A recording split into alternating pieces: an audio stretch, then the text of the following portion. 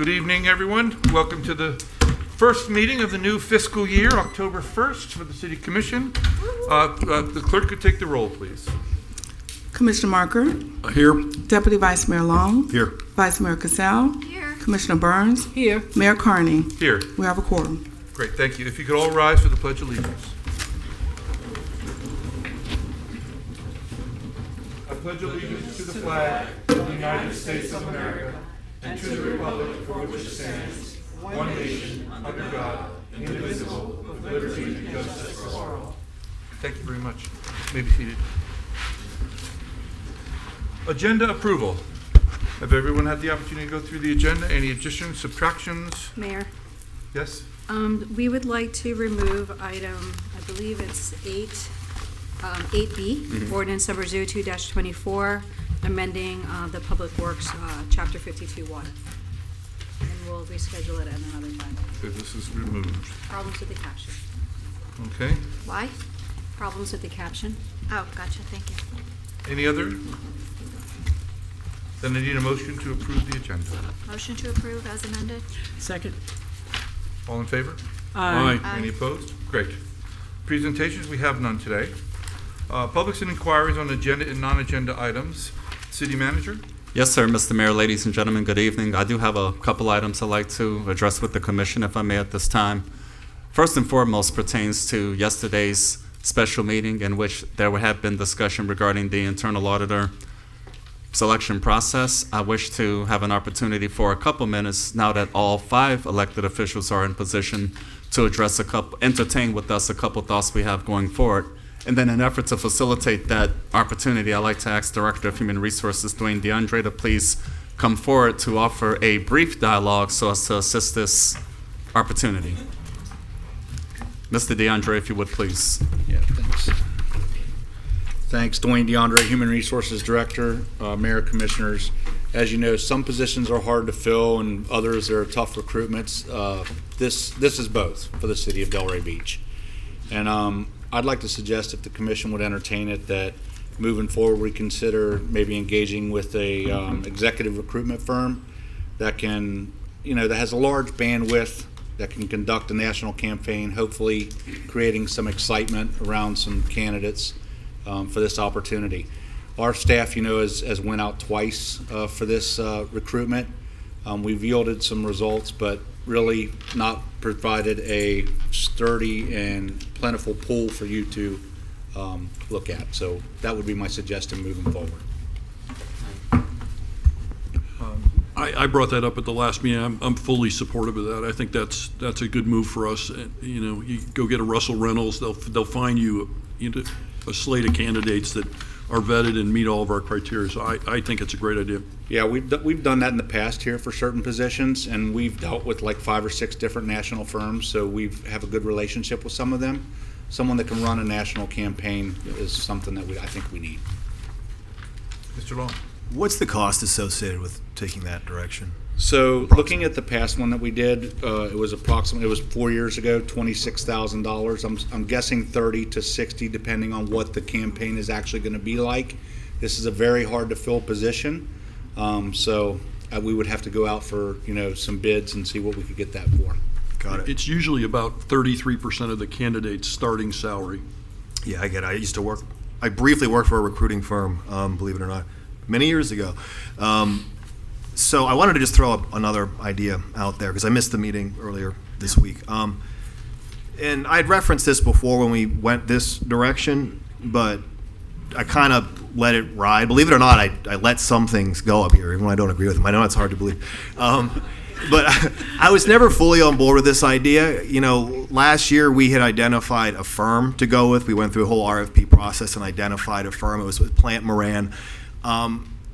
Rather than spend more staff resources on this and potentially $60,000 of taxpayer money when we kind of have a tight budget as it is, could we maybe get a consensus to check back in with Plant Moran and see if they'd still be interested and entertain that as a potential option here rather than spinning our wheels and having this go on and spend more money and time on it? I wasn't here then. Would you explain to me what that exactly was? I don't know, can you fill in some of the details? I recall us going through an RFP process, and we'd gotten it down to 2 people, and we narrowed it down to them, and it was a firm rather than an internal auditor. That's Mayor, cor- if I may, that was one of our considerations early on. I think they were from Wisconsin or Michigan. Michigan. We had concerns about how, Mayor, I think, am I mistaken, or Attorney, or Mr. Moore, in our charter, aren't we supposed to be employing an auditor? Yes, so that's a charter requirement.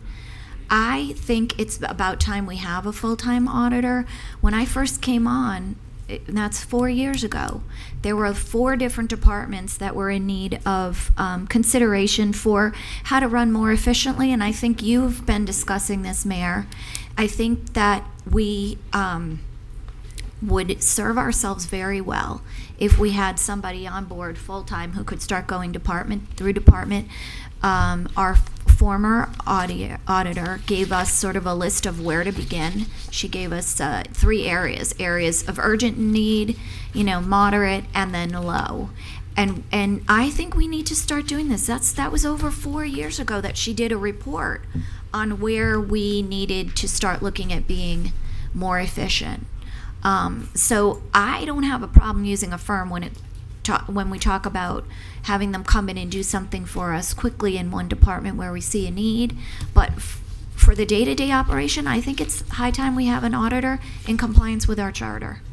Well, I think hiring an outside firm, you do comply with your charter as long as you have, whether Yeah, you have yeah. it But as third party or as an internal. I think we comply with our auditor. But if we think it's someone we're going to need long-term, day-to-day for a period of time, I think it's more efficient to have an individual in-house. I don't know. I like the breadth sometimes that a company can bring you. So, and I could go either way. I mean, I always like to have someone on staff, but I think we need to get started. I agree. And When we went through the screening process, they both presented to us, and that issue did come up of them being long distance, and they convinced us at the time, and I don't remember the details of that presentation, that they would be extremely responsive for any because type of issues. that is a concern when you're not here. Commissioner Casal brought it up. You want to be able to have responses. course, But yeah. if they have a depth of people that can do it, a lot of it's done online anyway. But Yeah, these days, you don't necessarily have to be in the same room. They're in the same time zone. They could be available by phone or although Zoom. I do think being sometimes in the same rooms, you pick up more information. Sure. Right. I do think that. Commissioner Yeah, Burns. well, in reference to the other firm, they also assured us that if needed to be here, they could be here on site. I just think that we need to get it going, and it seems like this process of interviewing has failed. We failed twice. We've had 21, we failed. So I think that, keep running down the same rabbit hole, doing the same thing, we Spending need to more do money. something different. Well, we failed because we got those books in June, and in mid-July, end of July, the 17th, we're getting emails from our city asking us for our selections. That's a month. We, the commissioner, I'm not saying anything about the city, the commission did not No question about do it. it. So I dropped I the wouldn't ball call it today. a I agree. failure. I would say that was not a proper effort. Well, I wouldn't mind taking a look and seeing what this company has to offer. I mean, does the city manager have a view on what he would like? So again, this is a function of the city commission. The internal auditor reports to the city commission. In my capacity as city manager, I would interact with whomever it is to receive information, receive a little bit of guidance for any considerations I may be engaged upon. And the previous direction, prior to many of you all coming to the commission, had been to evaluate the prospect of a firm because, of course, the brevity in that regard. However, that course has changed to reflect the opportunity to bring on some board internally, somebody who can be with us on a physical presence on a consistent basis. Likewise, it's really a matter of preference of the city commission. Staff, administration, we can make it work either way. Both approaches, I think, are compliant with the charter, as the city attorney also clarified. So with that, we are prepared to proceed accordingly. And again, my interest is to seek your direction at this time so that we can get down to business as soon as we possibly can. The merit of an executive search firm, I'd like to offer a little clarity to a comment you just mentioned, Mr. Markert. The percentage threshold of the costs associated with that type of selection is based on what happens in a private sector firm or private industry. Local government is more of a fixed rate. I know this experience as being a career city manager. I've had that experience, and the numbers that Mr. DeAndre talked about for that purpose $26,000 to $30,000 is probably more applicable. Okay. Again, so that's not terrible in terms of costs associated with casting the net to see what's possible in this regard. Frankly, working with a search firm may yield the opportunity to bring forth individual candidates as well as a private sector firm that may be able to demonstrate qualifications in that regard. Right. Plant Moran was selected via the previous experience. However, given the course of direction offered by the City Commission, we are no longer engaged with them at this particular point in time. So it is appropriate that we receive direction to engage a selection process. There is merit to proceed with the commissioning of a search firm. We can make that happen fairly quickly. And given the associated costs, is something I would be able to approve administratively via budgeted resources for the current fiscal year and get down to business as soon as possible with your consensus. Well, I would like to have included in the list then, some of these companies, because I find. That would be part of the companies- scope if that's the there's- consensus. With a company, it's less, they become less cozy with individuals and are far more detached in their analysis, which I think is very important than in the long run, which I always like my auditors to be too, so. Just hypothetically, if we had a discussion with Plant Moran and they were still interested in working with us, would that allow us to circumnavigate doing a whole RFP process and a search again, or would we still have to go through like an RFP if we were going to go with a firm? I'm sorry. Yeah, I'm just wondering if there's a way we could skip the entire process, if it's even a possibility, just to get this done I more think you quickly. need a new RFP. That's what I'm wondering, yeah. No? No? We wouldn't necessarily have to, though?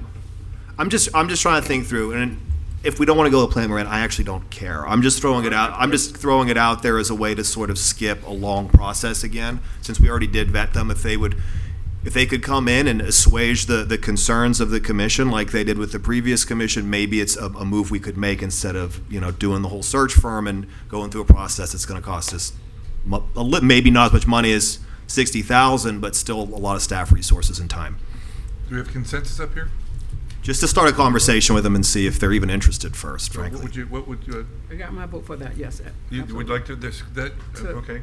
I'm previous one. actually supportive of that too, to see if they're, I don't know the company, but Yeah. I'm perfectly prepared to listen to what they have to say if they've spent time looking at the city before. Should we also, at the same time, be talking to some of the national search firms just to get our ducks in a row? Well, this is what I was getting I would to. recommend both, quite Yeah, frankly, I given what would you just too. expressed. And if I may, ladies and gentlemen, we get to work relative to the executive search firm piece. We can follow up as noted regarding Plant Moran and the search firm process. In the event that Plant Moran may no longer have that level of interest, we'll respond and update you all accordingly. However, a search firm can facilitate a process with our direction and guidance fairly succinctly and efficiently to have us consider individual candidates and professionals as well as other firms that may have an interest in that regard. So my suggestion would be that we take a look at both approaches, and we will advise you as to what our efforts are as noted. So what I would like to also commit via the October 15th meeting, I'll provide you all with a brief status report in terms of what that's looking like. So that's the next regular meeting 2 weeks from today. We'll provide you some sense and guidance in terms of where we are. Okay, and so can I, when we're on this subject, could I just ask a question about the letter we got today? Sorry, I have to flip open my notebook because I can remember what it is. From the engagement letter from Citron Cooperman Advisors. I had a problem with that letter. That is not the scope that we had discussed at the meeting. The scope of engagement reads process and internal control assessment services, and that wasn't what we were actually looking for. So what I'd like to do is offer an agenda item for the October 15th meeting so that we can narrow down specifically what that will look like. As a result of us receiving this engagement letter, I do understand that. Can we narrow it down at the end of the meeting so when you present on the 15th, we have a contract to actually consider? Because otherwise, then it's another meeting out before Yes, we ma'am. even. Thank Fair you so enough. much. I appreciate that. Right, we have consensus for that? Yeah, sure. Great. I'm all set. Yep. Thank you, ladies and gentlemen. So, Mr. DeAndre, we touch base tomorrow. We'll go to work. We'll prepare for an update October 15th via City Manager's report. Thank you, Dwayne. Thank you. Thank you. City Manager, any prior comments of prior? Two other brief updates, if you will, ladies and gentlemen. And over the past couple of weeks, I've had an opportunity to speak to a couple of y'all individually relative to the work that's underway at Atlantic Avenue and Interstate 95, the removal of brush, vegetation, etc. And one of you expressed some concerns as being communicated via Facebook and me. social media. That would be you, Mr. Market, but I've spoken to you even before that, Commissioner Burns, and I clarified individually that this is the work of the Florida Department of Transportation. It is actually a function of a $3.5 million landscaping and irrigation improvement project that's taking shape. Bottom line, this is not the work of the city of Delray Beach. Back in June timeframe, I wish to suggest, I provided an information letter report update to the fact that the Florida Department of Transportation will soon begin improvements in this regard, just as an update so that everybody's aware in advance, as I try my best to do. Nevertheless, that's where it's at. It's a function of the Florida Department of Transportation, not the city of Delray Beach whatsoever, and it's the basis being the $3.5 million landscaping and irrigation improvement project. So that we're clear, for the record, that's where it's at. Thank you. You're welcome. Thank you. And briefly, one other item on a very positive light note. The final Marine Turtle Nest Excavation Public Education event will take place this coming Friday, 8:30 a.m. on the north end of Municipal Beach, about halfway between Lang Street and Sea Spray Avenue, just south of the sailboats. If people aren't able to make it in person, it will be live streamed via the city's website. So this is that time of year. A lot of people in the community are interested in that event, and therefore I thought I'd offer a couple words after receiving the update from the Department of Public Works earlier today. On that note, ladies and gentlemen, I yield at this time. So thank you. Great, thank you very much. Now it's time for comments and inquiries of members of the public. If you have anything to say, come up to the lectern, give your name and address, and you will each have 3 minutes. Comments on non-agenda items. And agenda items. Montre Bennett, 323 Northwest 2nd Avenue. A few things. I'm glad y'all adding the crosswalk on 10th Street, but I think y'all need to put it like in the middle, not just by the railroad track. Put it in the middle of the street, like by 12th Avenue.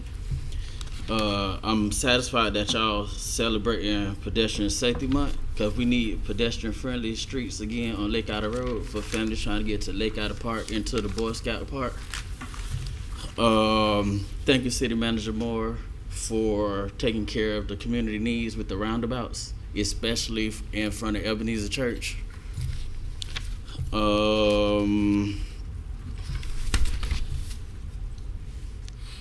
And I will highlight, I've been sitting on a committee called the Community Change Makers Committee for the last year, and it's with Palm Health Foundation, and it's a group of us who give grants to residents, to small businesses, to big business, to nonprofits, to help do things within the community, not just in Derry, but all throughout the county. I'm complete. Thank you. Hi, Commissioners. My name is Sarah Selznick. I live at 1700 Northwest 2nd Ave. I manage the Shared Future Foundation, formerly Thrive Foundation, and as an embedded foundation, also help manage and resource develop for the West Atlantic Redevelopment Coalition. It has been my honor and privilege to help seed fund a lot of innovative projects and partnerships that are gaining some real momentum, so just wanted to share a little bit about what's going on. For those of you not familiar, the West Atlantic Redevelopment Coalition, which we call the Coalition now, is a group of engaged community-led partners working together to regenerate the SET community and move the SET transformation plan and its projects, initiatives, and vision forward. Tonight, I just wanted to share some updates on development-related projects and hopeful that we can find some ways with the city and the CRA to do some partnering. There's a lot of affiliate partners of the coalition, the Delray Beach CDC, the Foundation, Village Academy, Sunflower Creative Arts, Soil and Soul, and others. And so here's a few updates with those current partners. We have recently contracted with an international land planning and architecture firm for master planning and design services that help operationalize the SET transformation plan on privately owned property in the SET community. We would love to do this collaboratively with the city and the CRA if there's any interest or openness. This might be helpful with updating the set transformation plan, and it might save the CRA some expenses if we can combine forces on that. The Delray Beach CDC and the foundation have also recently partnered with a large national home builder to build 10 to 15 additional homes this upcoming year as part of the We Are Home project. The We Are Home project builds homes on land owned by legacy families and residents of the set, and provides a new innovative model that has not yet been done in the country, to my knowledge, to develop affordable and attainable housing, single-family homes on infill lots. Additionally, the Delray Beach CDC is in the running for a $15 million grant from the EPA with Riviera Beach and Boynton Beach's CDCs. These funds will support home repair and the improvement of indoor air quality, emissions reductions, energy efficiency. And I wanted to say thank you to the city's sustainability team. They have been just amazing what they've helped us do to get that grant submitted, and looking forward to more partnerships like that because it makes a big difference. We currently have 200 businesses in the Peach Umbrella Network, which is a local Black-owned business network in the set. And so some other opportunities for on the economic development pipe, get people in some of these properties that we own. And I'm running out of time. We have a $600,000 grant to fix up some property on Southwest 5th. We're developing 2 new green spaces and have a $100,000 grant to do that. I just wanted to say that I sent an email to everybody. I would love to formally introduce myself and talk more about what's going on. Thank you, Commissioner Burns, for meeting with me, but I look forward to meeting everybody and hoping we can figure out some ways to get some collaborations going. Thank you very much. Thank you.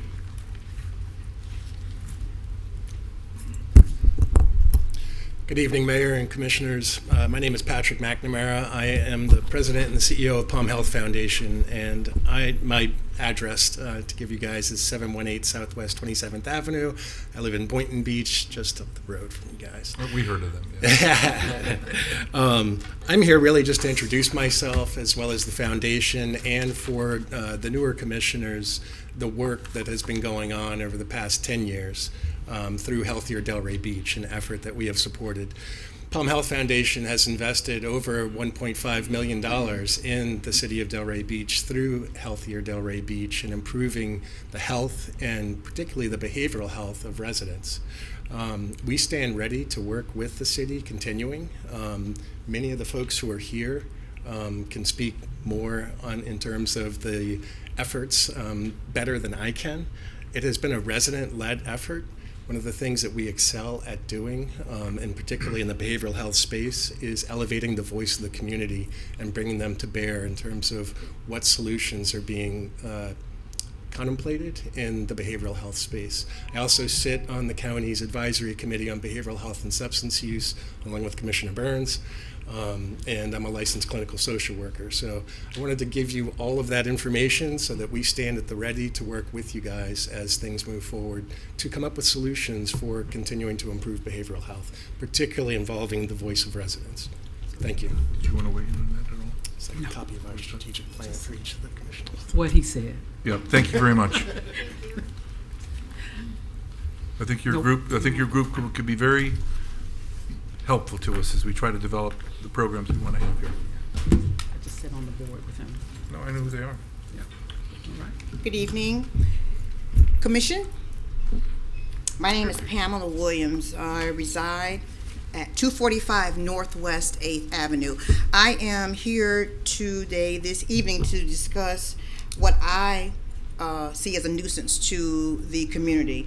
It is an establishment by the name of Bilo Market located at 24 Northwest 8th Avenue. I reside 2 blocks to the north of it, and I have had the displeasure of having been approached for narcotic sales, as well as everything else under the sun, from probably stolen puppies to sexual favors. At the address of 24 Northwest 8th Avenue, I would love to see more of a police presence. What's the name of the business, ma'am? I'm sorry. Bilo Market and Grocery. Okay, Bilo. 24. Yeah, come by and see me. 24 Northwest 8th Avenue. Just don't offer sexual favors. He probably was already in the neighborhood. Again, I would like to see more of a police presence there. Both the city and police have done great initial starts. They've cut down trees, which allow the loiterers to have shade. I see the officers themselves removing the chairs and the crates they turn upside down to sit on. But with it being school season, they're there as early as the time to drop off a kid. They're there midday when I'm just waking up, getting my day started. And they're there in the evening. I'm not asking you to babysit it, but I would like for you to babysit it. I look at it every day. It's a nuisance, and I would love if we can work together. Community, PD, city, my tax dollars, all of us get together and get rid of that blight, in my opinion. Also, notice the attire?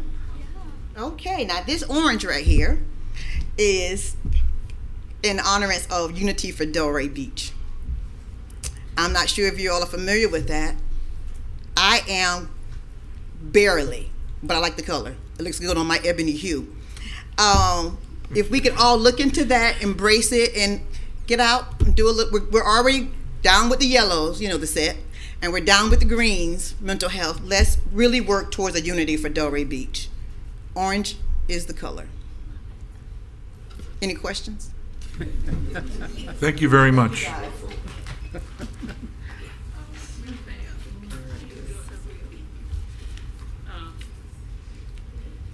Good afternoon. My name is Veronica Bolek. My address is 710 Southwest 6th Avenue. I'd like to talk about Healthy Delray Beach.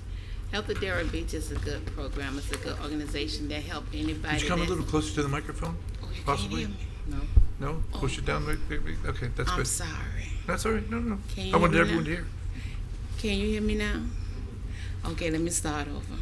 My name is Veronica Bolek, and my address is 710 Southwest 6th Avenue, Delray Beach.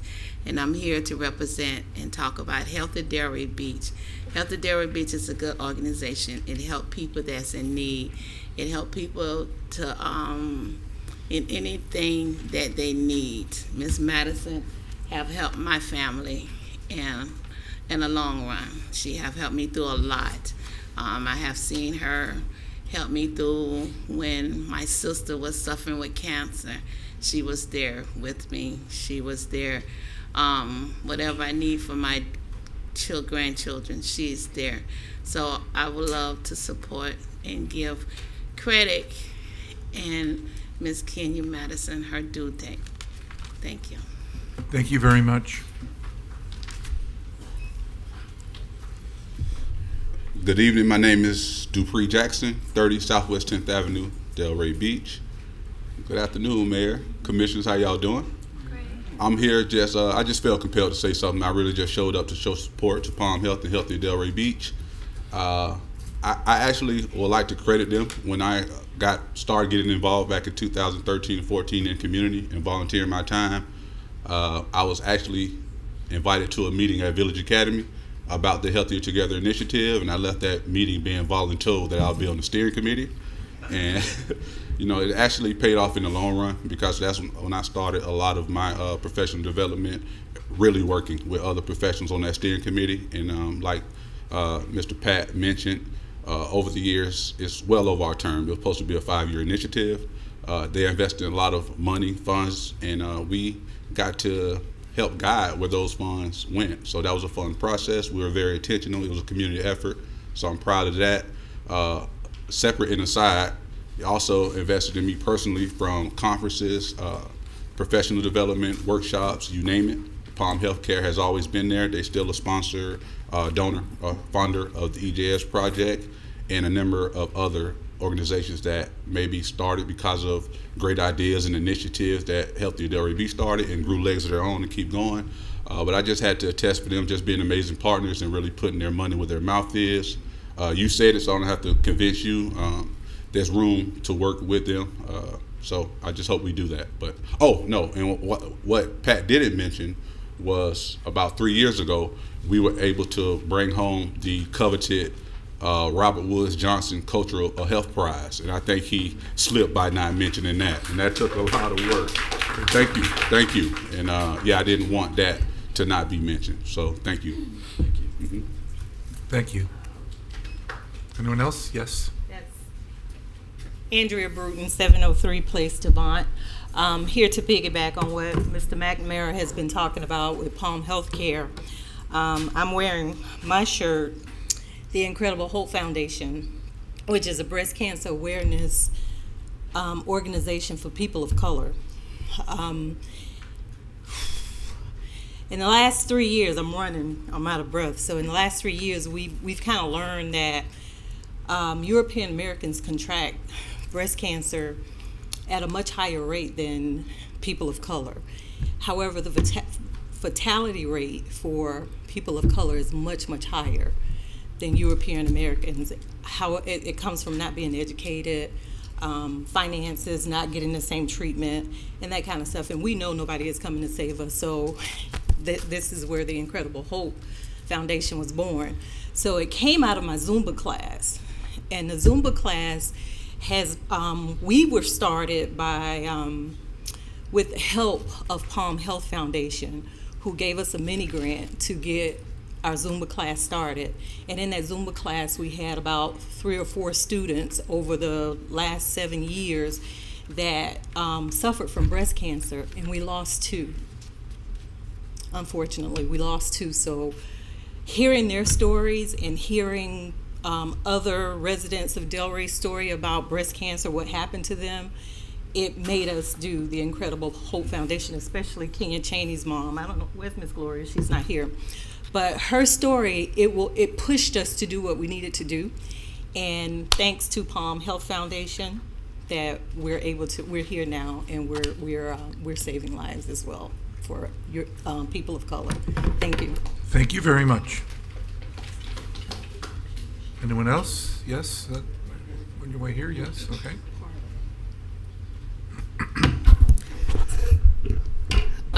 Good evening. My name is Kenya Cheney Madison. I'm a resident of 301 Northwest 7th Avenue, Delray Beach, Florida 33444 for 4 generations. And my son, who is sitting behind me, is a 5th generation Delray Beach resident. I love Delray Beach because it first loved me. I'm standing here before you today because today is October 1st. I appreciate everything that everyone had to say, and those who called my name and those who called our Healthier Delray Beach initiative's name. I appreciate that and I value that so much.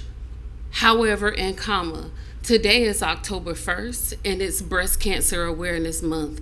And my grandmother passed away at the age of under 50 from breast cancer, and I never got a chance to meet her.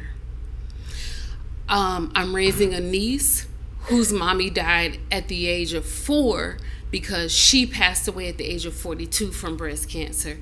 And so to have Andrea Bruton stand before me, who started a foundation in this community out of the birth of Healthier Delray Beach, is important to me. And that's why I brought my my glasses, and I wear my glasses because I can't see well. I'm 46 and I don't see very well, so if somebody wants to invest in my eyesight, that would be great. I'll eat carrots too. But October is not only Breast Cancer Awareness Month, it is also Depression Awareness Month, and we just kind of yesterday slid out of Suicide Prevention and Awareness Month. And I was here with a lot of people in green shirts in May for Mental Health Awareness Month. So you'll see me a lot. You have seen me a lot. And I hope that the Incredible Hope Foundation's work for October is being seen, heard, and valued. I hope that the way that the Culture of Health Network is bringing together persons of just persons who have the ability to bring solutions to these challenges that are before us. That means the most to me, and I appreciate each and every single one of you that sits upon this dais because I stand out here in the streets and I don't wear boots. I just wear sandals and cute jumpsuits. So orange is the color for unity, and that's why we added it to Get Your Green On to represent unity, and we ask that you please stand with us in unity, please, and thank you always. I'm going to need to get an orange tie.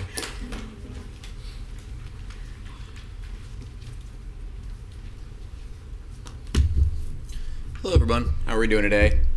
My name is Luke Hillman. I grew up right around the corner in Lake Ida. I've been a resident of Delray Beach for my entire life.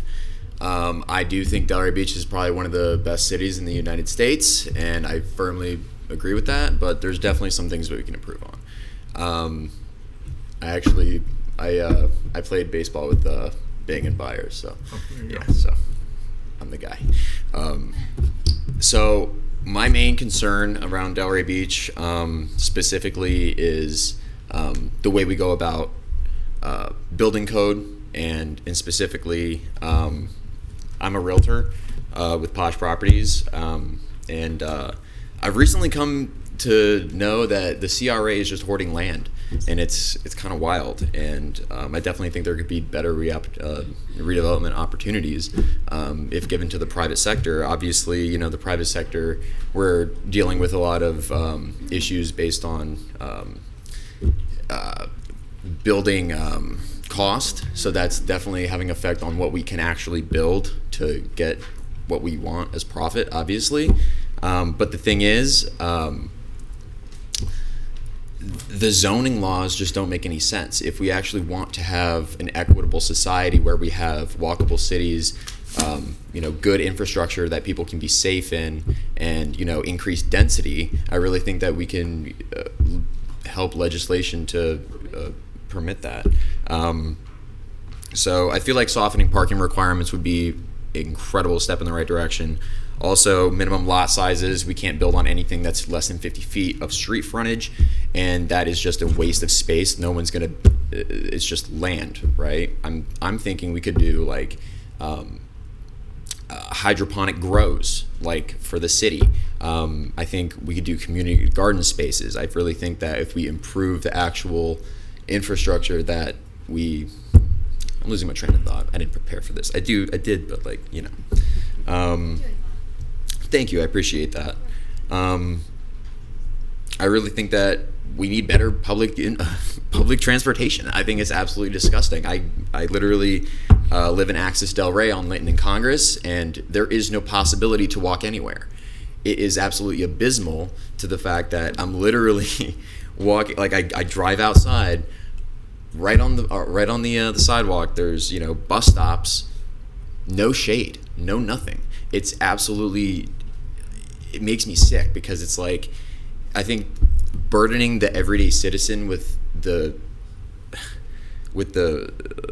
necessity of having a vehicle at all times is not good for everyone, you know. So this is not the first time you're going to hear from me. I definitely look forward to you know, being in front of you again. I'll be a little bit more prepared, and I really appreciate your time. Thank you guys so much. Thank you very much. Absolutely. Any other public comment? Seeing none, public comment is closed. We have the consent agenda in front of you, which includes the local, anything you want to bring up about the local rule changes? No, Mayor, I just went with the consensus from the commission that we will be adding public comment to the agenda of workshops. It will be for 30 minutes, and it will be limited to whatever the agenda item is. So within that parameter, we can define how long anybody can speak and that sort of thing, correct? You know, I didn't think there was consensus for that. We would need to make a change to that in the local rules. Yeah, because I think as we evolve, we are probably going to want to do that, you know, limit how long one person can speak. So anyway, do I have a motion to approve the consent agenda? Yes, motion to approve. Any seconds? Second. All in favor? Aye. Aye. Great. Let me move ahead here to number 7A. This is a quasi-judicial. We have 7A, 7B, and 7C are quasi-judicial. I can read the instructions for all three at the same time, correct? Please. All right.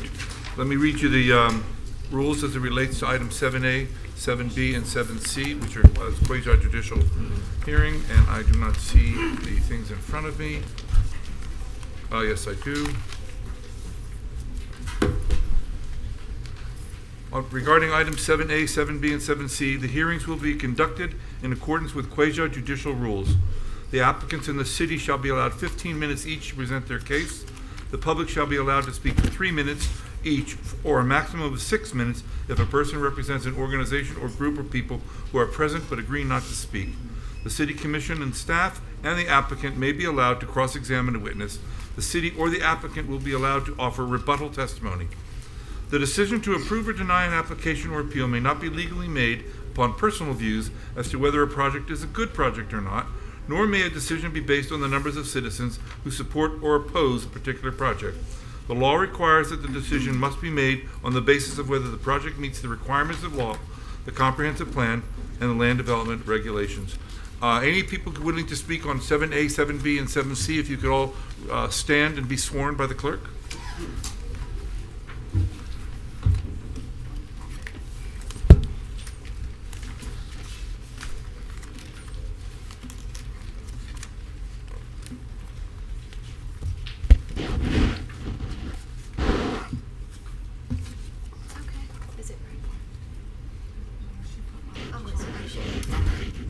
We got it.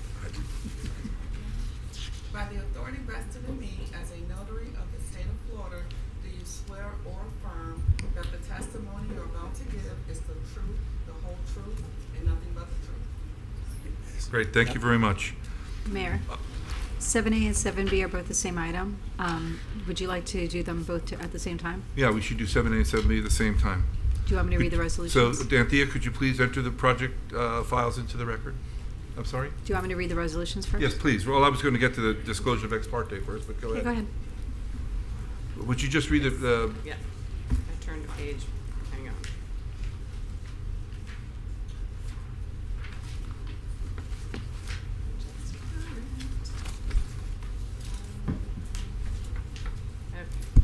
Anthea Geniotis, Development Services Director. I would like to enter file number 2023-196 into the record.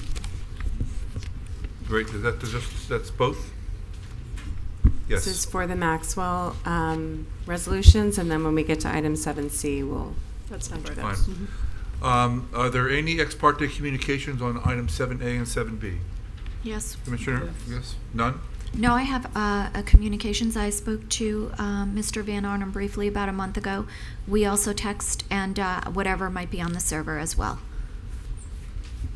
Commissioner? Yes, I spoke to Mr. Van Arm and also I think the attorney that's handling this. Commissioner Long? I spoke with Mr. Van Arnhem as well. Commissioner Marker?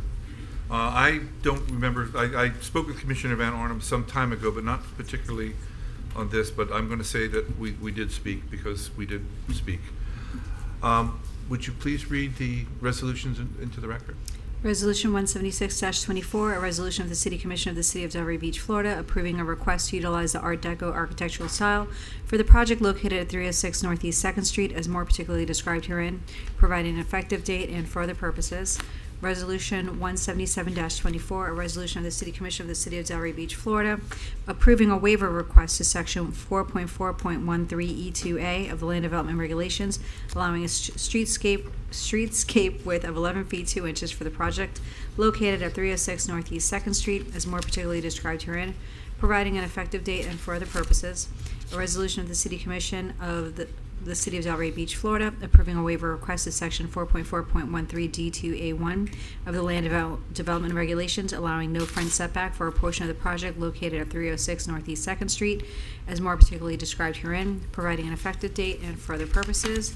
And Resolution 179-24, resolution of the City Commission of the City of Delray Beach, Florida, approving a waiver request to Section 4.4.13G1B of the Land Development Regulations, reducing the required civic open space from 841 square feet to 778 square feet for the project located at 306 Northeast 2nd Street, as more particularly described herein, providing an effective date and for other purposes. Thank you very much. You're on. Good evening, Mayor, Commissioners. My name is John Kinsman. I'm from VAP Group, representing the developer of this project, the Maxwell, based at 306 Northeast 2nd Street.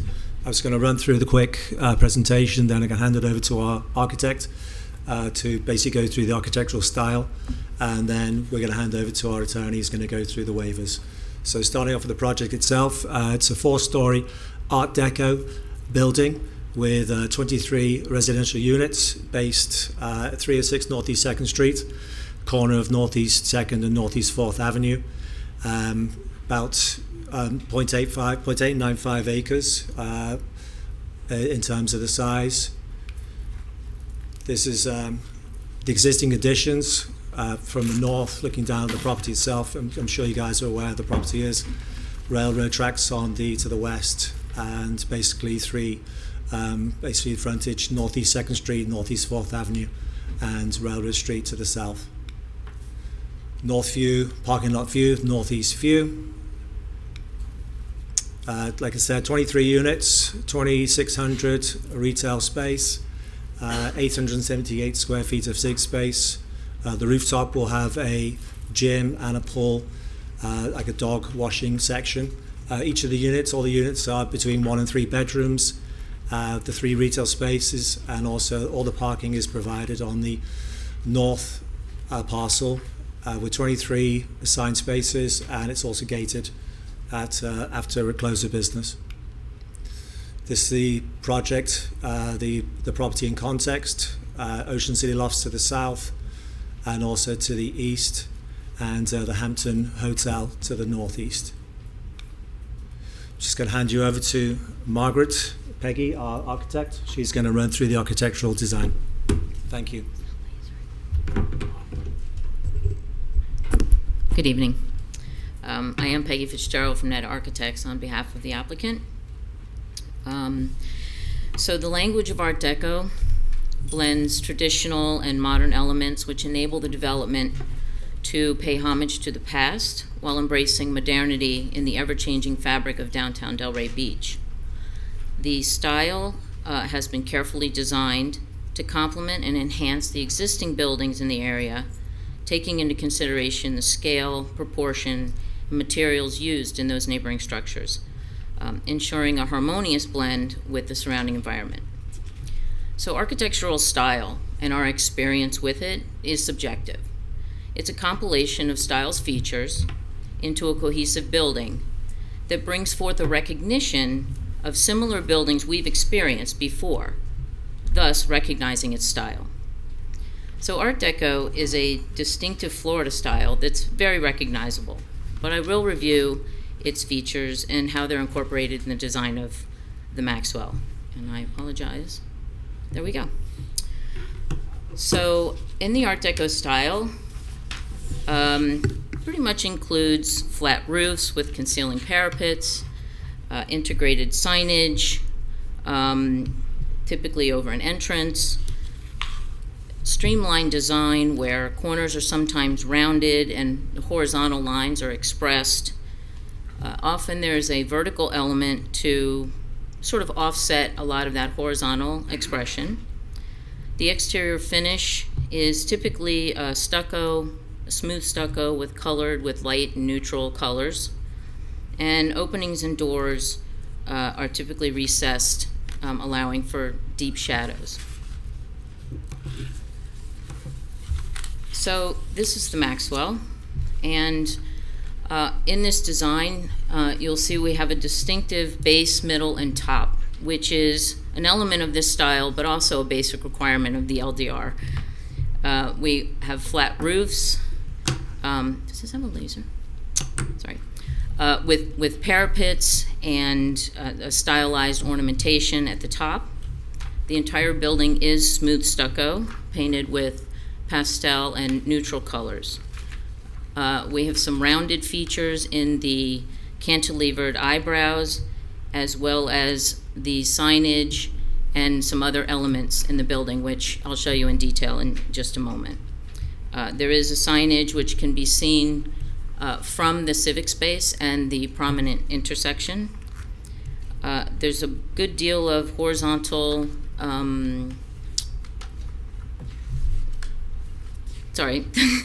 horizontal expression through the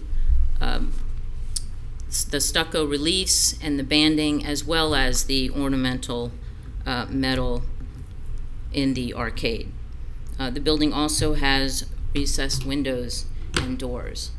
And just some slides to see.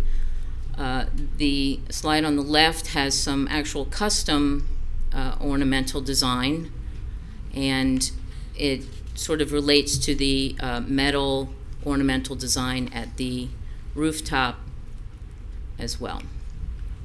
Here you can see the rounded eyebrow, cantilevered eyebrows, as well as elements on the left that sort of soften the surfaces of the building.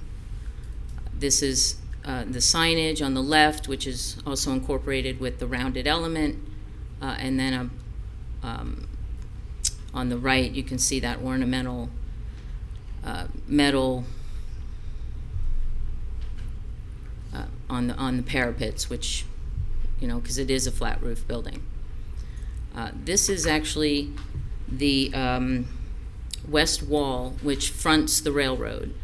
This building is only a block away from the Pineapple Grove Arts District, so a mural will be commissioned for this wall of the building to add some interest to the railroad side.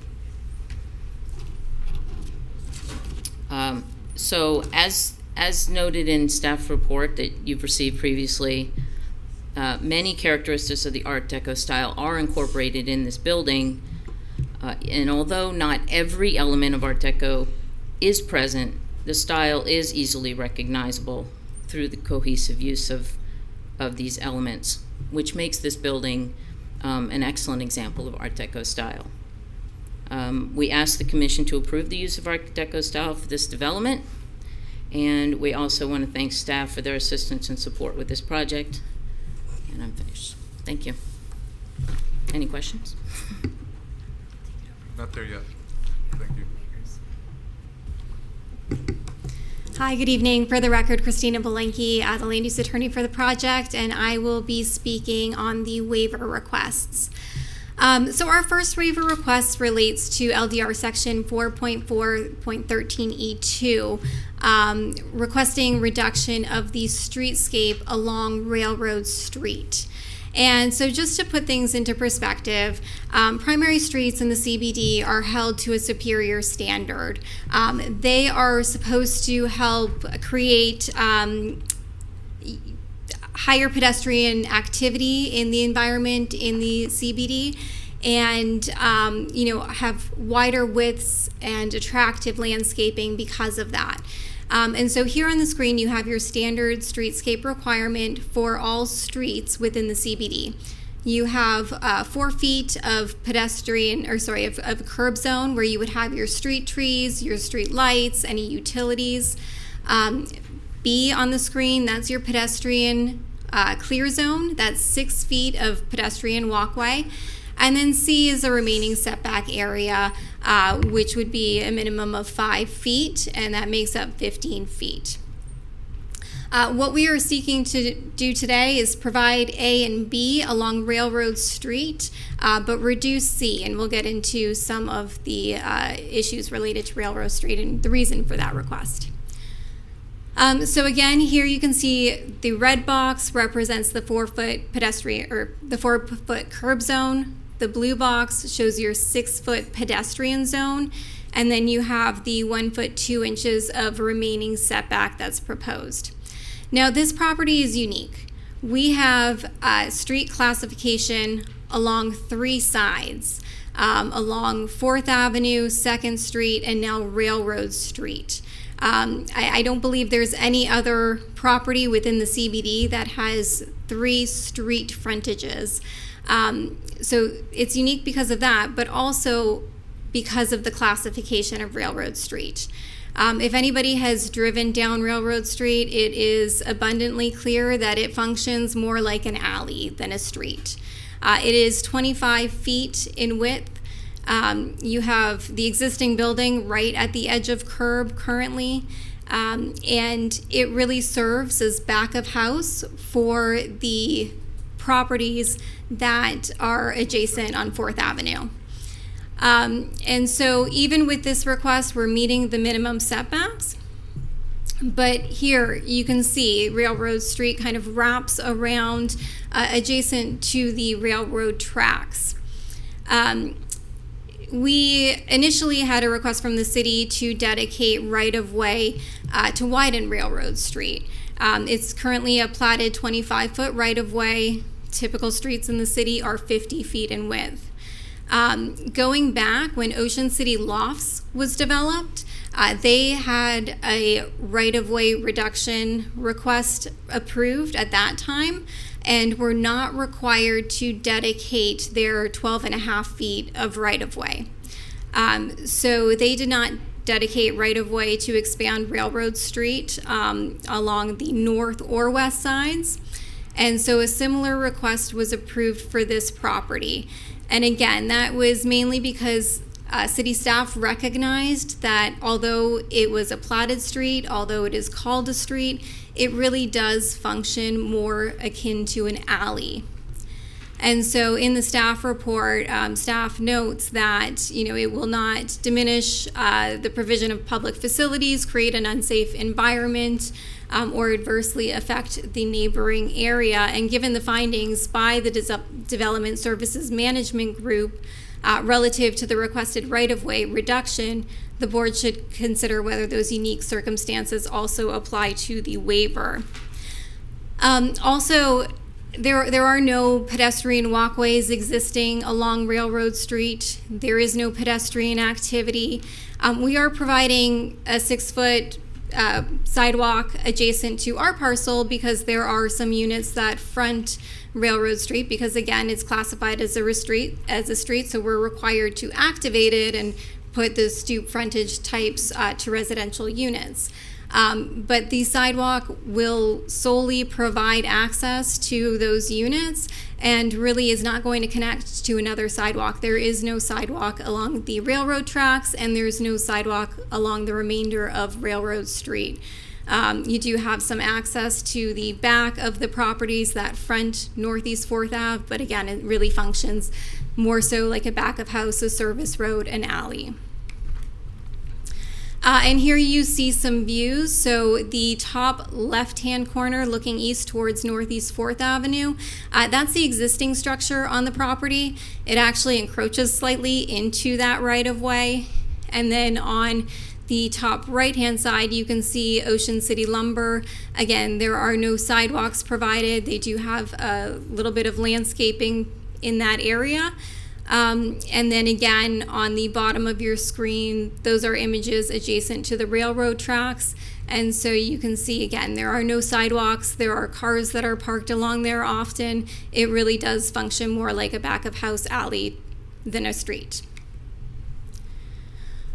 And Planning and Zoning Board recommended approval of this waiver.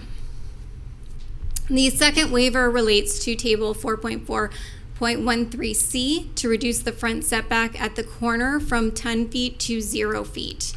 And this is based on a similar justification. Because of the classification of Railroad Street, we are required to provide a 20 by 20 foot corner clip. And that's the triangle that you see hatched out on the bottom left-hand corner of your screen. So at the intersection, we're providing that dedication to the city. We're giving that land to the city. And that impacts the setback because now the setback is not taken from the original property line, it's taken from the new property line following the dedication. If this were treated as an alley, which it does function as an alley, then a 10 foot by 10 foot corner clip would be required. So we are willing to provide the city with the larger corner clip. We have no issue with that, but it does impact the setback as a result. And so we are requesting relief at that corner. It's the southeast corner of the project. And all other setbacks are being met. Along Northeast 4th Avenue, we do have the minimum 10-foot setback. We have a minimum 10-foot setback along Railroad Street as well. So it's really just that corner where you see the line going through. And so during the Planning and Zoning Board meeting, there was some discussion, and if I may have some additional time, since there are two applications being combined. Sorry? Yes, you have Thank two items, yes. Thank you, I appreciate that. So there was some discussion during our Planning and Zoning Board meeting related to the reason behind a corner clip dedication and whether there would be a safety concern associated with not providing an additional setback. And so here again, two things to point out. This is the code provision governing corner clip dedications. And again, we'll note when you have two streets, generally the 20-foot by 20-foot corner clip is required. But again, in red there, the dedication of a 10-feet corner clip shall be provided along an intersection with an alley. So again, if this was treated like an alley, like it functions today, then we would be required to have that reduced corner clip and could provide a greater setback at the corner. And the dedication is provided to ensure adequate right-of-way for the safe movement of pedestrians within the CBD. For that reason, we have no issue providing the larger corner clip, as opposed to the 10 by 10 foot corner clip. But with the streetscape provided, there's more than adequate room to ensure for those safe pedestrian movements. We have upwards of 22 feet to Northwest 4th Avenue from the the building to the curb area. So there is quite a bit of room for those pedestrian movements. You can see again that triangle that shows the corner clip dedication. There's additional pavers outside of that area as well to provide additional room and movements for for pedestrian movements. And staff notes in their report that the waiver is not anticipated to adversely affect the neighboring area, diminish the provision of public facilities, or create an unsafe situation. And it should be noted that similar requests have been reviewed and approved with similar corner clip dedications. This just shows you what the result of that reduced corner clip would be if this were classified as an alley, again, as it functions today.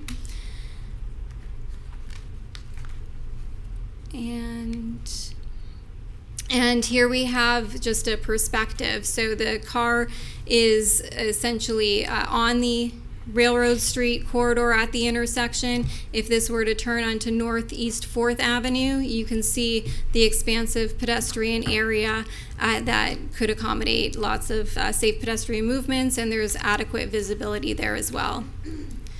This is just another perspective from the southeast corner. You can see Railroad Street is to the left-hand side of that screen. Landscaping is not reflective of what it will actually look like in this, just to put that into perspective. But you can see, again, the expansive sidewalks and pavers. And our last waiver request relates to LDR section 4.4.13 G1B to request civic open space from 841 square feet to 778 square feet. And so on the screen, those are graphics from the LDRs directly. And essentially they show what civic spaces are supposed to look like.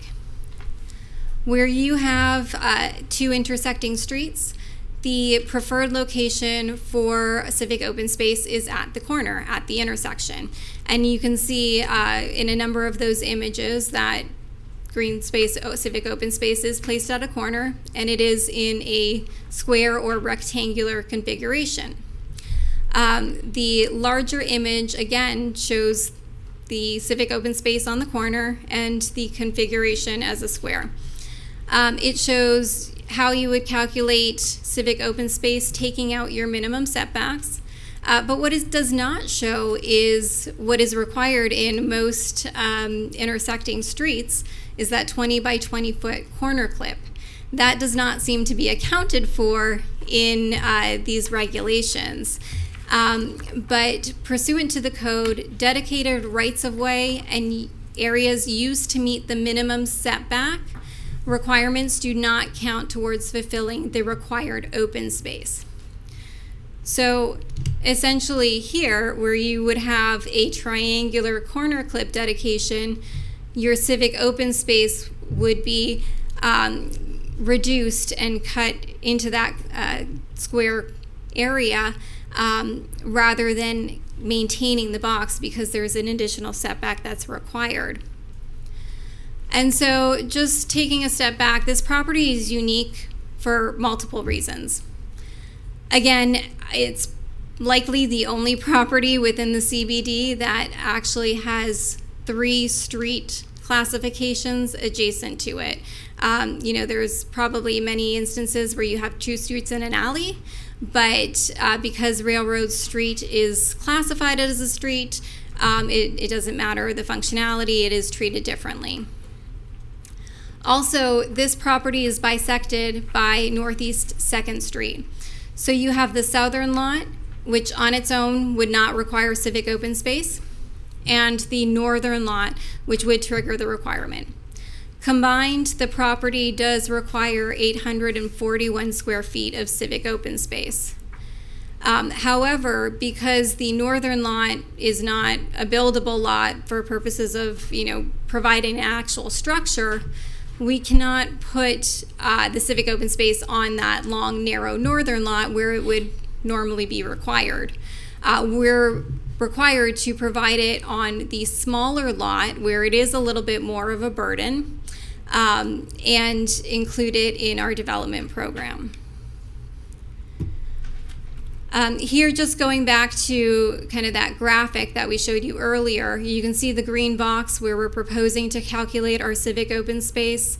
The red triangle is the corner clip dedication, and the yellow is essentially the additional area of the setback that we're requesting to calculate as part of our open space requirement. The yellow area is about 100 square feet, so with that we would actually be exceeding the required civic open space and be providing 878 square feet within the box. We are making improvements to the entire intersection and that corner area. So in reality, that entire area will be beautified. It's a little over 2,000 square feet, and it will create a really attractive center point and focal point for this project and for the city. These are just some of the requirements noted in the LDRs about civic open space. Again, it talks about creating a rectangle or square configuration, and that it needs to be lined with building facades and can't be on the parking lot, so we cannot situate it on the northern lot. And the Planning and Zoning Board did recommend approval of this waiver request as well. This is just a conceptual graphic of what we're proposing our civic open space to look like. Again, we're still working out the details with city staff during our TAC process, moving around the location of the water feature to make sure it's entirely within our property. But we are proposing an attractive water area, some concrete benches, and certainly lush landscaping that will all create a really inviting environment and focal point at that corner. And with that, our entire team is here to answer any questions on all of the items that we went over. So thank you for your time. Thank you very much. Anthea. Okay, so I'm also going to try to run through everything as quickly as possible and skip any repeats in the name of brevity. So you are taking separate and distinct action on 4 different resolutions, each with their own findings. So there are 2 that are interrelated, but alternatively you could approve some and not others. They each have to stand on their own. So the location is 306 Northeast 2nd Street. The property is quite unique because I think as Ms. Blinky showed you, there's a street that bifurcates the unified parcel. So it's a fairly unique condition. And then what is proposed is to build a mixed-use building with multifamily, 27 units per acre, which is within the threshold, and it's 23 units total. and it's well within the FAR limitations because the parking is largely across the street on a surface lot. So what is before you right now is a discussion or a nod or an approval to go forward with the Art Deco architectural style. I have to tell you that when we bring these projects before you, it's kind of a balancing act of not wanting it to be fully baked so that any input that the boards or this board gives can be incorporated, but also, you know, there's things that they're still working out through the TAC process. So that's, you know, part of the balancing act of the design process. There are 5 other waivers that are associated with this project. Only 3 of them are before you today. The others are able to be acted on by the lower board, and we'll come back to you with the full approval down the road. But there are three that need to be acted on now. So again, the property consists of 2 lots. Northeast 2nd Street is going between them. The south lot currently has a 2-story building, and the north lot is a parking lot. I don't know what's going on there. Okay. So this is the surrounding area. The Hampton Inn is down the street. There's adjacent commercial next to the parking lot. I think their most prominent neighbors is Ocean City Lofts, which is a 2-building development that surrounds them. I don't think this is the latest version. I'm sorry. We'll just keep rolling. This is Railroad Street, which is what is sort of the back, and you can see the entry to Ocean City Lofts down the street. Yeah, this is not the right presentation, so I'm going to roll with this. Okay, so downtown has Central Business District Architecture Design Guidelines, and these guidelines kind of came out of an effort in 2015 when the community had quite a bit of concern over the type of buildings that were coming into downtown, and there was concern that it was kind of recasting the character of the village by the sea. So ultimately, there was a definition of 7 approved styles that were related to the climate that we live in and the history of our city that were deemed to be appropriate for downtown. They're each described and detailed within the architecture design guidelines. So there's a Main Street vernacular, which you see a lot on Atlantic Avenue. There's Florida vernacular, Anglo-Caribbean, Mediterranean revival, a classical tradition. And then 2 of the approved styles, architecture, Art Deco, and Masonry Modern, have had not an entirely positive reception in recent years, and so there was discussion, do we take them out of being options, or, and so it's the first attempt, rather than remove them, was to say, well, they will come forward to City Commission to, have a little bit more public input on the project before it's finalized. And I'm sure we can all discuss at some point whether this was a strategy or not that worked. This is really not the right presentation. Okay, so the first, I do want to say that the applicant has worked with staff quite a bit. The version on the left is how the project initially came into the building, and after a lot of discussion, they ultimately decided to move to the Art Deco version on the right. And so you can see how the project's evolved to kind of understand how the community has the concerns that have been raised and to adjust accordingly. So the finding that you're making with the architectural style is that the request that they are putting forward implements the style as it's defined by Del Rey's design guidelines. That's that resolution 17624. And so the architecture design guidelines, they're characteristics that are described, having a parapet with ornamentation. The corners are often rounded. There's an emphasis on horizontal lines. There are cantilevered eyebrows, vertical features marking entrances. And these are things that you don't have to have all of them, but these are the things that, together are some of the ingredients that make up architectural style. There are abstract figures and geometries. I think what's important and seems to kind of being left off the slides is that these are commonly stucco features or bas-relief that is integrated into the building. They're details. It's typically light, neutral, pastel colors, things like that. So there's a lot about this building that is very consistent. There's an ornamental parapet. There's cantilevered eyebrows. It has a strong horizontal composition. The entryway at the lobby is something that maybe could just have a little more fun with architectural, Art Deco. It looks a little neo-traditional piece that's glued on, but we can work with that.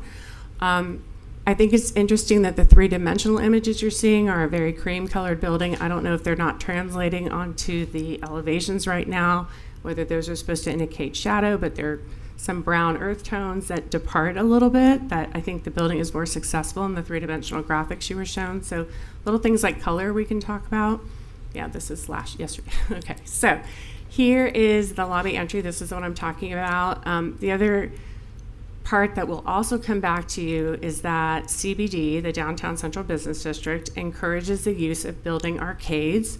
We're in Florida, it's hot, it rains, that's why we want those cantilevered eyebrows, all of those things, but it's also, there's an incentive to provide arcades. We let you build over them on the second floor. In exchange for doing this, this will require a right-of-way agreement with the city that will be coming forward as well when the project is finally approved.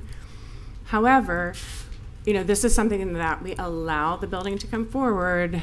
And right now, part of what needs to be worked out is you leave this arcade and you walk into a column. So either the arcade might need to be shortened, or maybe this entry to the lobby can be reconsidered. But these are some of the details that remain to be resolved with the building that may change the way it looks when it comes to its final version for you. So that's the column. Again, there are a lot of characteristics I do think that the way the architect described it, that they were doing sort of some modern takes on the building of Art Deco today.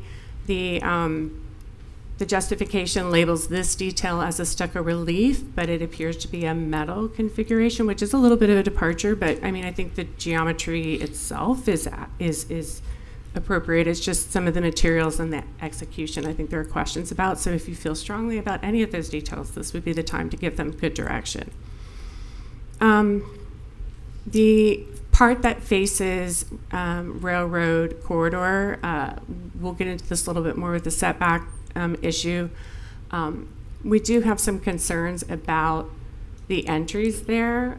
While DSMG did grant relief that it's kind of an alley situation, the design has decided to treat it like a front. Those are front doors to where people live, where they will go in and out. And there's some concerns there. So here's the surroundings. There's Ocean City Lofts across the street. So in terms of just the architecture, the DDA reviewed the project as a whole and recommended approval. They didn't make separate decisions on each request. Planning and Zoning Board did give you recommendations on each. They recommended approval of Art Deco 5-1. There were comments that given the surrounding buildings, Art Deco is an appropriate style to use at this site, and that the design should further emphasize more of the elements and capture the grandeur of Art Deco. So now turning to the code relief, there are three resolutions before you, one related to streetscape width. The one related to the front setback actually cannot be approved if you don't also approve this one, and I'll explain that kind of as quickly as I can, and then the civic open space. So again, this is the building, this is the street up here, this is 4th here, this is Railroad down here, the retail is here, this is the civic open space, the lobby, and the residential. Okay, Railroad Street was platted as a 25-foot right-of-way. It would have required a 12.5-foot dedication from this property. It's clear that the property across the street is treating it like an alley. Everything that Ms. Blinky put on the record about the sidewalk network not continuing, I agree with. So on August 17th, 2023, the DSMG approved a right-of-way reduction, allowing the street to not be widened because it's kind of like a super alley. It really wasn't a street. Now, the design of the project has chosen to treat it now like a front. And so that's where the street and the public sidewalk issues come into play. So all streets, whether they're primary or secondary, require a combination of the public street, what's in the right-of-way, the trees and the sidewalk we have, and how the front setback is detailed to create a minimum, no less than not just 15, but a minimum of 15 feet to hold all the things that make walking in a downtown urban environment great. Street trees, street lights, nice wide sidewalk, room for sidewalk cafe or landscaping, all of those things. It is left up to the detailing somewhat, but you know, the expectation is at a minimum.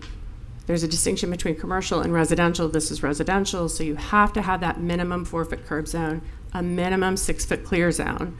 And if it takes some of the setback to do that, that's why you see all of those easements coming up later. And then there's usually a little bit of land left over, and you can put landscaping. If you have a stoop to a townhouse, it can come forward into that space, things like that. So right now, I think it's important with this consideration to understand that everything that is happening here, the landscaping, the sidewalk that people use to access is their private property. They're doing all of it within their setback, as opposed to using part of the city's right of way. So you have to, they're providing the 6-foot clear zone.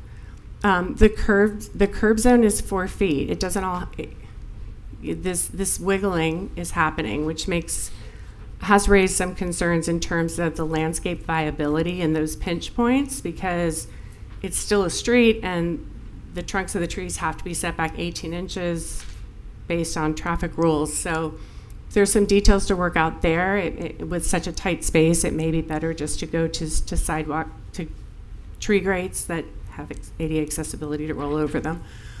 So that is still being worked out. Anyway, so the concern is that if, in order to accommodate these larger trees, if it has to push in, because there's no remaining front setback, it's going to pinch the pedestrian path. But the pedestrian path doesn't go anywhere. It goes down the street and stops. So, you know, it's a balance. However, by positioning the building they do, these are the stoops. They're right here. And they're more like scoops because they're all in, which means when you're looking down the walk and you're going to go to your townhouse, you can't see if anyone is in that alcove. So it would be better to set the building back a couple more feet so that you could look down that row and see if anyone is standing in front of your front door. So those are some of the issues that the setback, you know, adjustment may absorb things like that have other unintended consequences that are reflected in the design. So that's the balance. The other thing is that some of the trees that are shown, this one is probably not going to make it because this is how trash is picked up and there's a maneuvering issue here.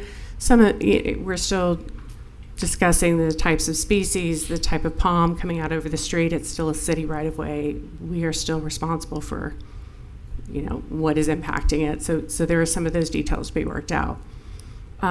So again, this is the discussion about having the entire stoop recessed versus what the Central Business District design guidelines expect, which is that's happening on the outside. So it's something to consider with the setback. So even though they're asking for the streetscape relief, if it was just 2 more feet, there might be a little bit more wiggle room in there. So again, now this is why they're interrelated. You first have to decide whether it's okay to have a streetscape less than 15 feet wide, because you cannot waive the front setback at the corner if you haven't already accepted that the streetscape isn't going to be 15 feet, because that's one of the criteria. So that's why those two go together. Now, you can do the streetscape and not the setback, but not the other way around, if that makes any sense. I'm hoping I'm not getting too wonky. Okay, so the first story is supposed to have 10 to 15 feet of position. They're proposing about 9 inches. The second and third story, again, have the same. That's at the same place. The fourth story sets back even more. It just follows whatever ultimately you're deciding on the first floor. So I don't think that dimension is critical. I do, however, want to point out a couple of things. Every development has to give corner clips. They all do. And when they give them, it adjusts the setback. And we have heard a lot of requests for relief. However, it is almost always granted to the upper floors.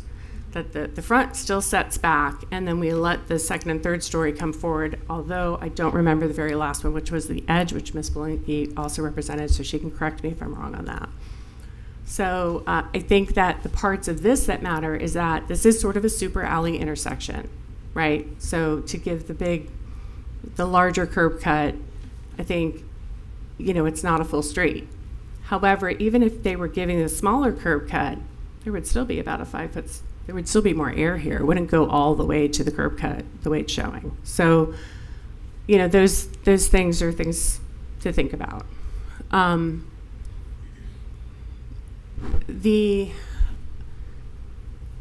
that's right. So the streetscape, I explained that pretty well, I think. When it comes to the civic open space, don't get married to this design because the corner clip becomes city right-of-way, and we're not going to support the water feature in the right-of-way. I mean, there's underground things that have to happen to with that are probably going to require this to adjust. However, it is a reduction of 63 square feet. And I also think that while they are integrating the design with the streetscape and the civic open space, every project downtown does that and is required to do that. That's not something that's different than what we expect or see. I think what is different is the way that this property is bifurcated. The civic open space comes into play with the larger agglomerated properties to try to break up the mass. In this case, 2nd Street breaks up the mass already because it's 2 distinct parcels that are separated. So if you are inclined to give relief on the civic open space, to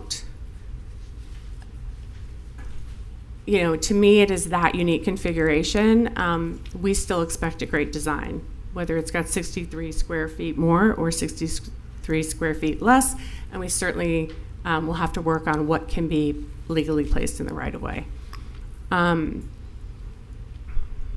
So those things. So I think for them to move forward, we need these decisions on size, on setback, on positioning, and then some of these issues that we're talking about can be resolved at that point. I do think it's important that it's split. The density has taken all of the site together and it's putting all of it on one. So that's something to think about. But it is surface parked.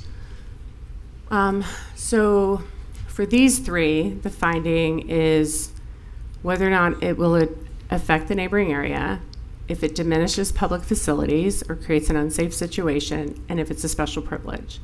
So setback areas on any downtown project are not allowed to be included in the in meeting your civic open space requirement.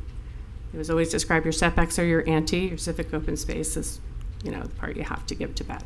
So, and then because they're in central business district, there are 4 more. Whether it creates an inferior pedestrian experience.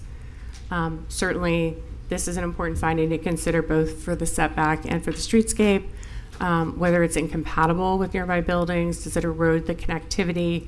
And then finally, whether you're reducing the quality of the civic open space. So is 63 square feet smaller, is that reducing the quality is the ultimate one for the final one that you would weigh. And there is other landscaping. I don't think either one of us highlighted it on the other property. That is not really a gathering spot, but there is more landscaping on the other surface lot as well. So I'm here if you have any questions. Oh, and then the final policy. Yes, I'm sorry. Oh, I didn't give you the votes either. Again, just because we've got maximum density and square footage, every project is different, every property is different. You can't always fit everything you hope to fit given the unique configuration of a property. And this is important. So the streetscape width, Planning and Zoning Board recommended approval 4-1. The front setback width, the Planning and Zoning Board recommended denial 3-2. And the civic open space, they recommended approval 5-0. So.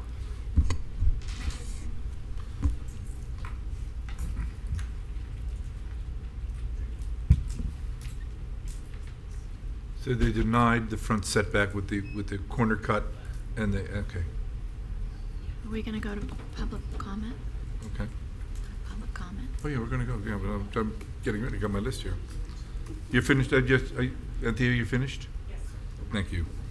Members of the public may now speak for or against the subject. You will each have 3 minutes. We're not at rebuttal yet, so. Public comment. For or against the project. Thoughts? No members of the public? One member of the public. I like it. I think it's great. I think it's great. I definitely agree with the whole, Mayor. it's an alley, and it acts like an alley, and I definitely You like need it a to lot. give, you have to give your name and address again for the record, I'm Luke sorry. Harrison Hillman. I'm a Cancer. I live in Axis Del Rey, 2205 Spring Harbor Drive. Were you sworn in? What? Were you sworn in? The city attorney's asking if you were sworn Were in. you sworn in? To where? To speak. It's my first time here. Okay, you gotta be sworn in. You need to be sworn in. I did not know that. By the authority vested in me as a notary of the state of Florida, do you swear or affirm that the testimony you're about to give is the truth, the whole truth, and nothing but the truth? Yes. Yeah, that's it. I really like it. I think it'll definitely improve the quality of the area, and I think what they're doing is great. Thank you very much. Any other members of the public wishing to speak? Seeing none, public comment is closed. Is there any cross-examination or rebuttal? Hi, I do have one point of clarification related to the stoops that are along Railroad Street for the 5 units that are fronting there. Because the Railroad Street is treated as a street and not an alley, we are required to adhere to the CBD frontage standards, which is why we have the stoops placed there. In reality, there is a lobby and access through the lobby to those units, which we envision most of the residents will go through the alley, pick up their mail to go to their units, and the stoop is functioning more so like a back door. They will have access to those areas, but I wanted to make that clarification and note that it does meet the LDR requirements. And I don't know if anybody else from my team has a couple additional points. Hi, Peggy Fitzgerald again. So I just wanted to address some of the comments that Anthea was making in terms of some of the design questions they had, because some of this has been revised as we've been going along and working with the city. In terms of the streetscape along Railroad Street, the 4-foot curb zone is now in a straight line, so we have a total of 4 feet of curb zone and the required 6-foot pedestrian zone as well. The tree that would be in the way for the garbage pickup was recommended by landscape to be removed. That landscaping has been redesigned.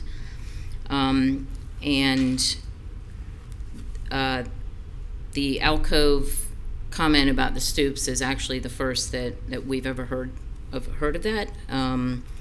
The stoops are actually required because we're required to have our first floor elevation 18 inches above our sidewalk.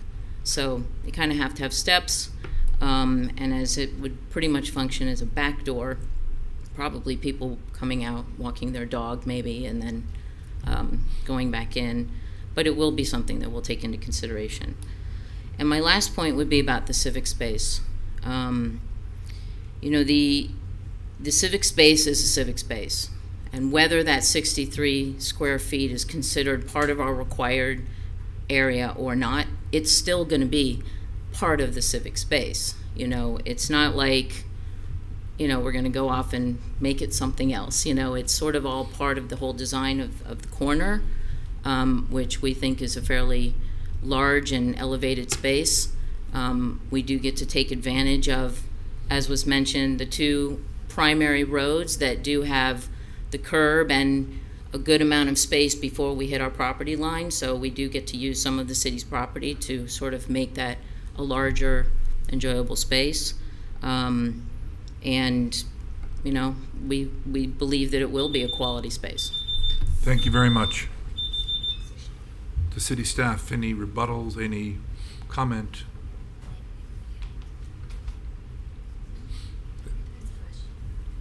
No.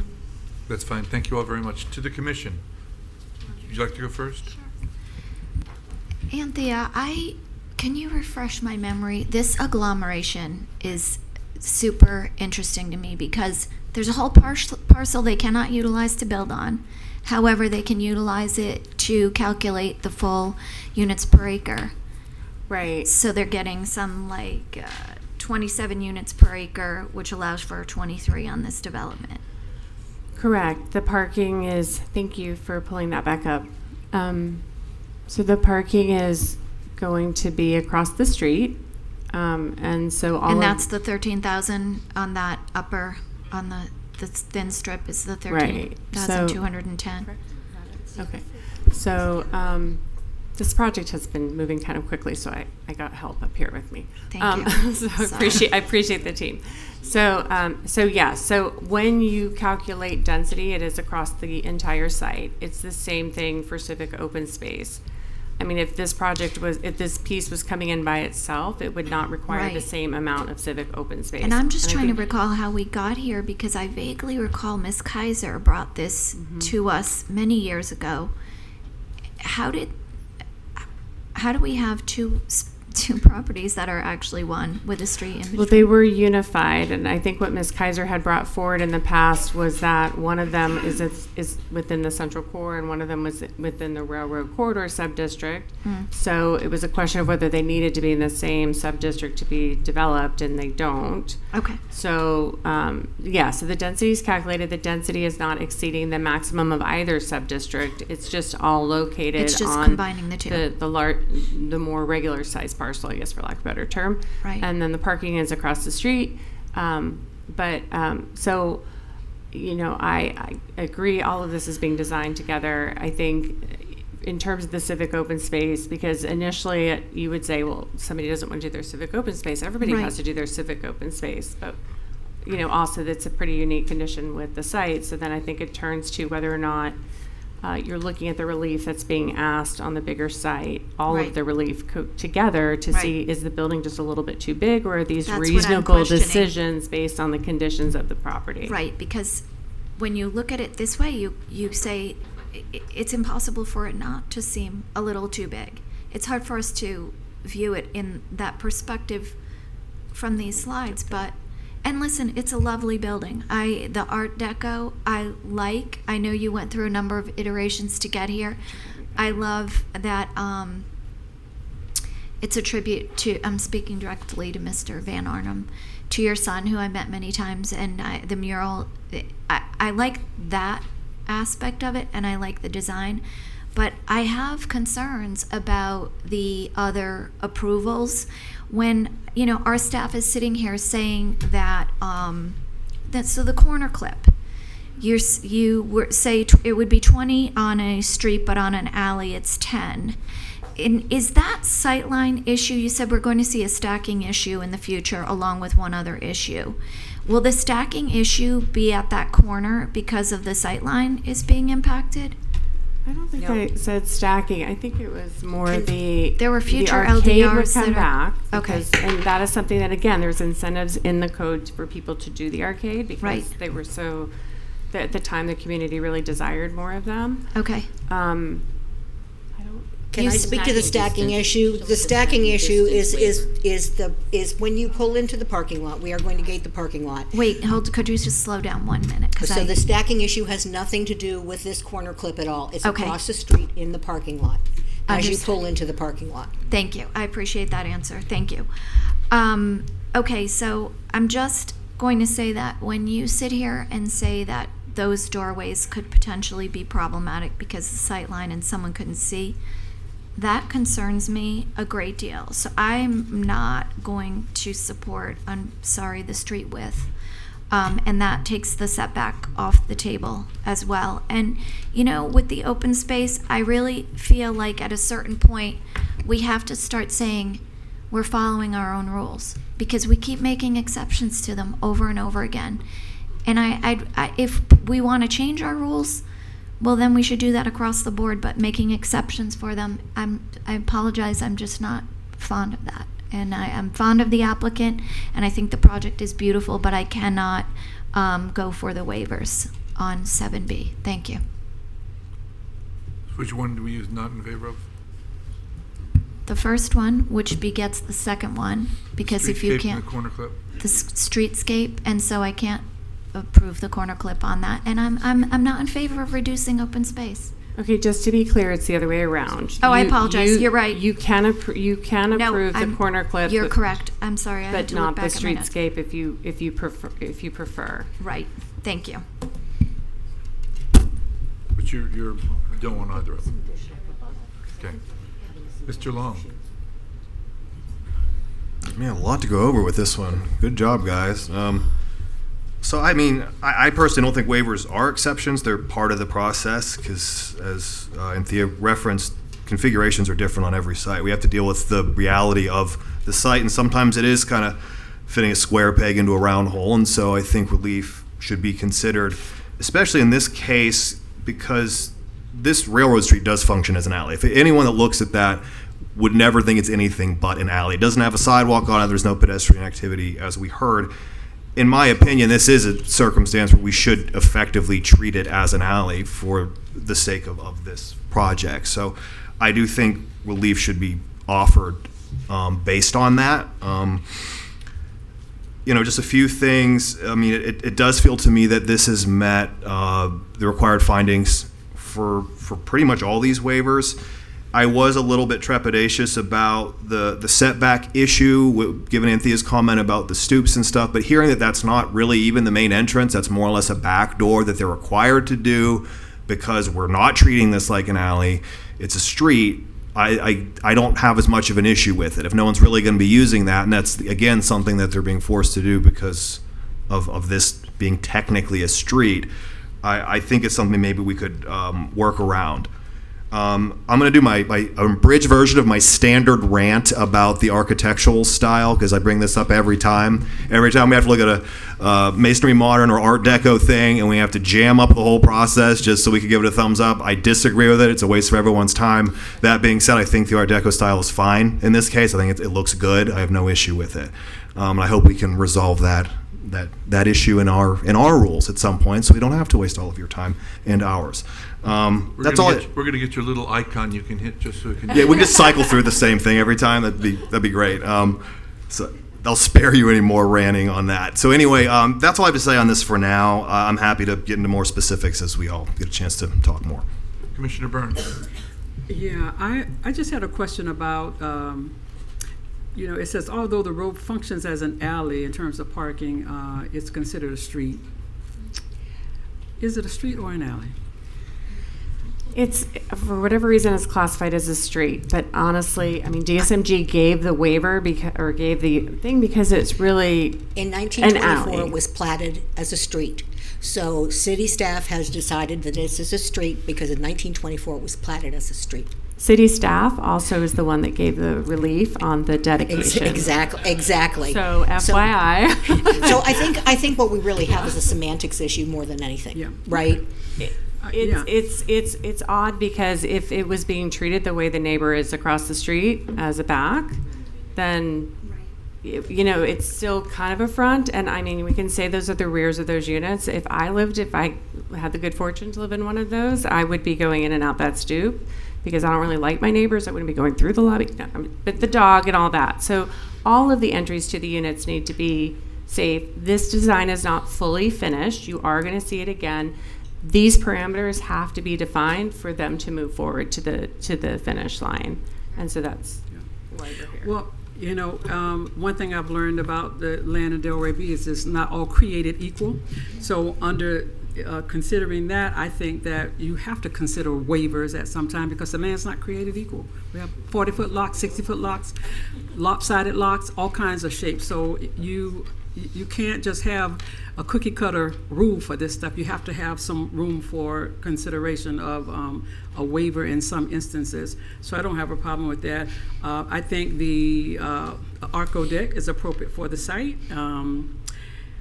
I think that is all the questions that I have right now. I had one, yeah, that's it for right now. Oh, well, no. What of the door? You said that the doorways, and you can't, would you arcade, explain yeah. that again? The street width and not being able to see from the doorway. So if we ask the applicant to adjust the design of the entries at the back to have the stoops come out so they're not so fully recessed, that's going to move into that either 6 foot or 4 foot zone, and because there's no remaining area, like it's harder to absorb. But I also think that, you know, this is a super alley and not a street, so perhaps there's ways to absorb a little more maneuvering space if the landscape is adjusted a little bit differently depending on where the openings are. We just need to know whether or not the dimension is going to change, and then we can work within that with the applicant. To me, I have a concern that they're hidden. Okay. Okay. No other questions.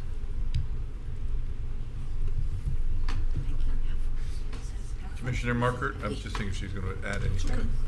Oh, wait. Are you adding something? No. Okay. Commissioner Markert. So it's not a street, it's not an alley, so it's kind of a stralley. So it sounds like English major. New LDR definition. There stralley. you go. Lynn, get that done. A stralley. We need T-shirts. First of all, I actually really like the Art Deco style. I think it looks pretty cool. So I'm in favor of that. I have a question. The parking is across the street. How many spaces do we have? I will tell you that in conversations with residents downtown, everybody brings up parking all the time, and I don't want to be very forgiving going forward on parking. Parking meets the requirements. We have 47 spaces in the lot, and we are adding 3 new spaces on, what's that, fourth? Second. And there's 23 units in there? Correct. So more than one car per unit. Yeah, the requirement for 2 and 3 bedrooms is 1 3/4 spaces per unit. Okay. Yes. All right, that helps me. The things that I'm not necessarily in love with, I don't like the front setback the way it is. And I looked at the votes of the other boards, obviously they felt that way as well. So I don't know if there's anything that can be done to correct that. But when you look at the votes, I mean, most of the board voted to approve everything, but everybody weighed in on the setback. Is that correctable or fixable, or? Here's the concern. The concern that was expressed to us at PZB was that there was not going to be enough visibility. The reason it was denied, and 2 members of the PZB board were not in the room at the time. The reason that they denied it is because they expressed a concern that there was going to be a safety issue. Safety. And we clearly showed you in our graphic there is not a safety issue there. There's plenty of visibility there. There's plenty of pedestrian-friendly room there. And how many people do you really think are going to turn the corner, pedestrian-wise, to walk the 100 feet to nowhere and dead end in the railroad tracks when that's the only sidewalk on that street? I anticipate that traffic is going to be extremely low. Okay. And then the last one, Anthea, which you brought up, is that sightline issue. That does cause me a bit of trepidation. People can't see down the street and make sure that it's safe. I think the exact same comment is the concern, right? Is that it's the driveway entrance for a garage across the street, and it's pinched, and so if you happen to turn that way because you're meeting a friend or you're going into the garage, the eyes on the street thing is important. However, the corner clip is the same as a street than it would be for a super alley. Maybe there's room between 10 and 0 to find the right to find a number. I know I'm not signing from the dais. I can already see Lynn looking at me. But so, you know, it's The only other thing that I can think of is if we could consider the 10 by 10 corner clip, then we would only be asking for 2.5 feet of relief. We would not be asking for 5, we'd be asking for 2.5, because it's 7.5 at that point. So again, this is where the semantics come in. It's a street, but it's an alley, but it's a street. And it's the same thing with the civic space. We have to have a box. It has to be a rectangle, except for it's bifurcated by the corner clip. And it's bifurcated, that little gold triangle that we showed you, by the setback. And the problem is it's just a smaller box, but it's still open. There's still not going to be anything in it. So, you know, again, it's a semantics issue more than I think it's an issue of we're not providing what the city is requiring. Okay. Thank you. Those are my concerns. Thank you. I don't have a lot of the same concerns as you all have. Yeah, I know this railroad street. I've used it, or railroad alley, or whatever or Stralley, whatever we're going to call it now. And the reality is, if you are turning to the west, you're coming down 4th, and you're going to turn right there. The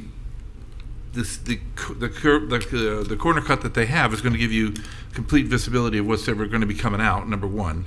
And certainly if you're coming out Railroad, if you're going to take a left, you'll have that corner cut to see it. If you're taking a right, it's not going to make a difference anyway. So you know, this is a really challenging kind of a road. I mean, I'm generally in favor of saying, oh, we want to do this, we want to do that, and protect all this. But if you've ever walked this site, which I did by accident, because that area across the street where there's going to be the parking used to be was where all the people always park at all the Elks Club affairs. So I mean, it's you know, I mean, I know this place well.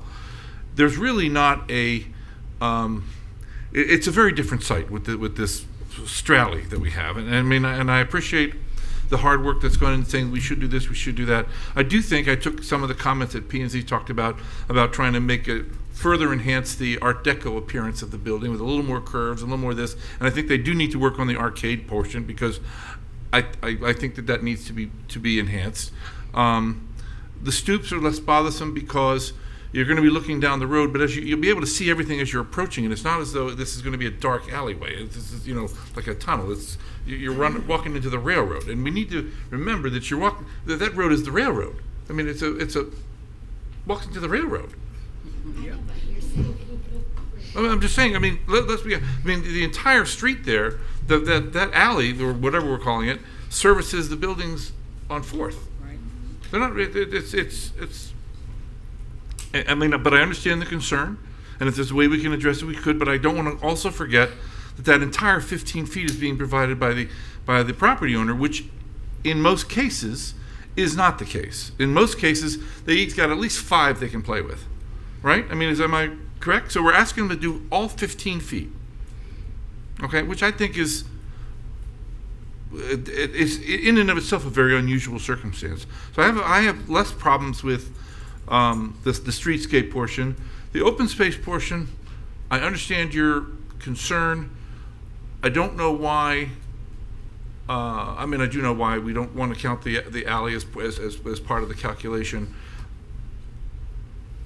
But this site is so challenging to start with.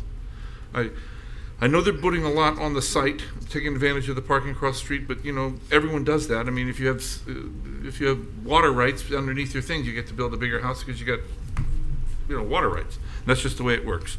So I'm going to live with that because I think they meet that rule. The last is whether or not we think the corner cut is sufficient in terms of the setback.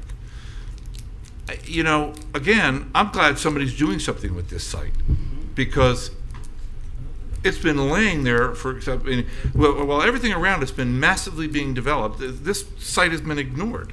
There's got to be a reason for it, and the reason for it is there's a lot of complications in trying to go forward with a site. So I don't know what we can do about the corner cut. I'm concerned because planning and zoning was concerned, and so I don't quite know what to do about that yet. Is there a solution that you can figure out that would make it work? Because seriously, it's a big enough corner cut going into the, we're talking this alley. I mean, I've driven this, I mean, I use it all the time to sneak park along the railroad tracks as everybody else does. Well, there's, you know, it doesn't get patrolled. Maybe the 10 by 10 that they suggested. Well, yeah, but we can take that into account. I'm saying the 10 by 10 will then only be asking on 2 feet, and does it make a difference if it's 2 feet as opposed to 10 feet? Yeah. I think it probably does to most people. Yeah. So. And actually, we're prepared, if we can go with the 10-foot, we're prepared to cut 2.5 feet off the building, so we don't have to go through this process and get another waiver. But if we go 10 feet, we're actually losing space from where we are now, right? If we keep it the way it is now and just give them the waiver, we still have we have a wider path than if we do it 10 feet, and even if they do take the 2.5, isn't it still bigger the way it is now, just giving the waiver, than if we did a 10-foot? It's a dedication, so You have to identify the 10 yourself. by 10 or 20 by 20 is dedicated to the city. Dedication. It belongs So to the right of way. My point is, there's still a bigger visibility triangle by giving them the waiver than it is by going to creating a smaller standard, Yes. right?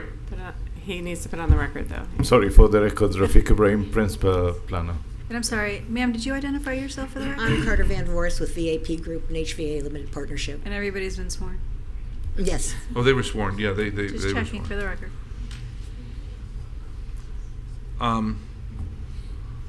But I'm asking, so. I know you're asking me, I'm having a hard time doing mental geometry, and my father was a geometry teacher, so hopefully he's not watching this. Okay, so you're saying that if this I was watch Young Sheldon, that's where I get smaller, my math. then the setback, you could meet the 10-foot setback because you would just take a little bit of this back. Right. Right. That's I mean, you correct. can always chamfer the building, too. The buildings don't all have to be, I mean, there's that. So, Say that last thing you said. Well, I think if I have it, and please, if I don't have this right, correct me. So if the visibility triangle was changed, and I'm not a transportation engineer, and I don't believe that your team brought one with you either, but if this was to be done with the smaller triangle, that then the 10-foot setback would come from here, and they would only have to take about 2.5 feet off the building. That's correct. You've studied it, so That's correct. We have a slide in our presentation which shows you exactly. that? So if you pull up our presentation. Can we switch the presentations? Please, yes. Otherwise, we'll have to do it again.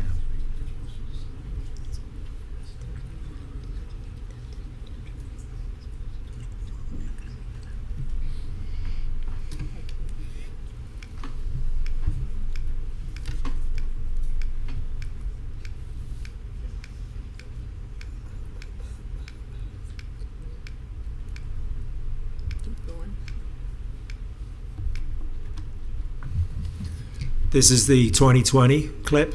Right.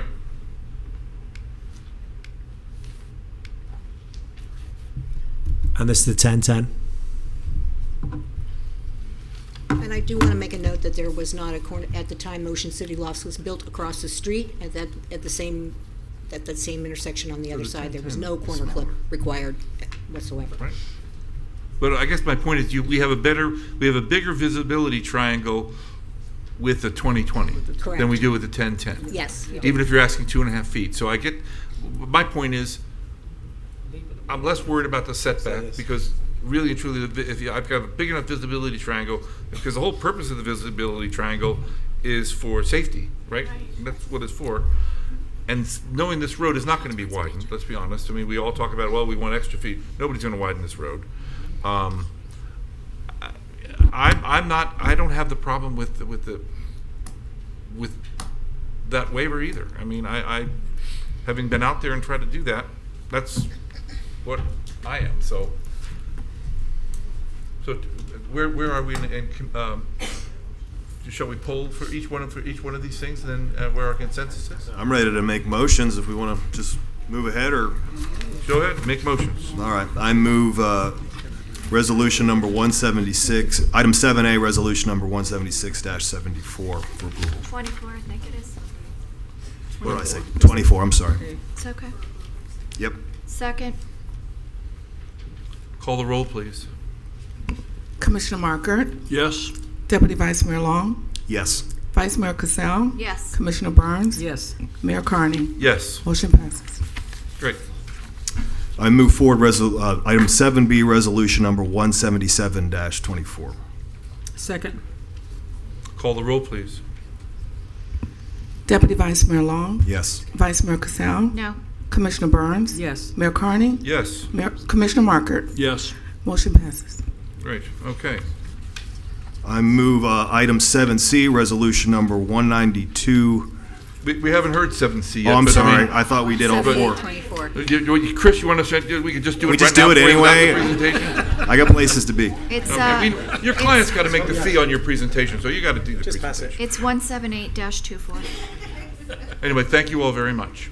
Wait, no, we're not done. Wait, they have two more to No, they do. have two We're more. on 178-24. Oh, we have two more to go. I'm sorry. You're right. Not done yet. 178-24. Motion. Correct. Can we get a motion? Are you continuing the motion? You look on your screen, right? Look on your screen in front of you. Oh, they just 178-24. no. 192-24. 178-24. 178-24. This one here, right? Yeah, I move approval 178-24. for resolution number 178-24. Second. Call the roll. Vice Mayor Cassell, No. Commissioner Burns, Yes. Mayor Carney, Yes. Commissioner Markert, Yes. Deputy Vice Mayor Long. Yes. Motion passes. The last one. Now the last 179. one is 179-24. I move the approval of resolution number 179-24. Second. call the roll, please. Commissioner Burns, Yes. Mayor Carney, Yes. Commissioner Markert, Yes. Deputy Vice Mayor Long, Yes. Vice Mayor Cassell. No. Motion passes. Great. Thank you very Thank much you. for your Thank time. you very much. Appreciate it. Thank you. You know, because I'm forgiving along the railroad tracks. You know, I mean, they should get credit for that. It's not easy. That's all. No, it's, I mean, geez. It's a shit. You're, please, you don't, not Mike. You're right.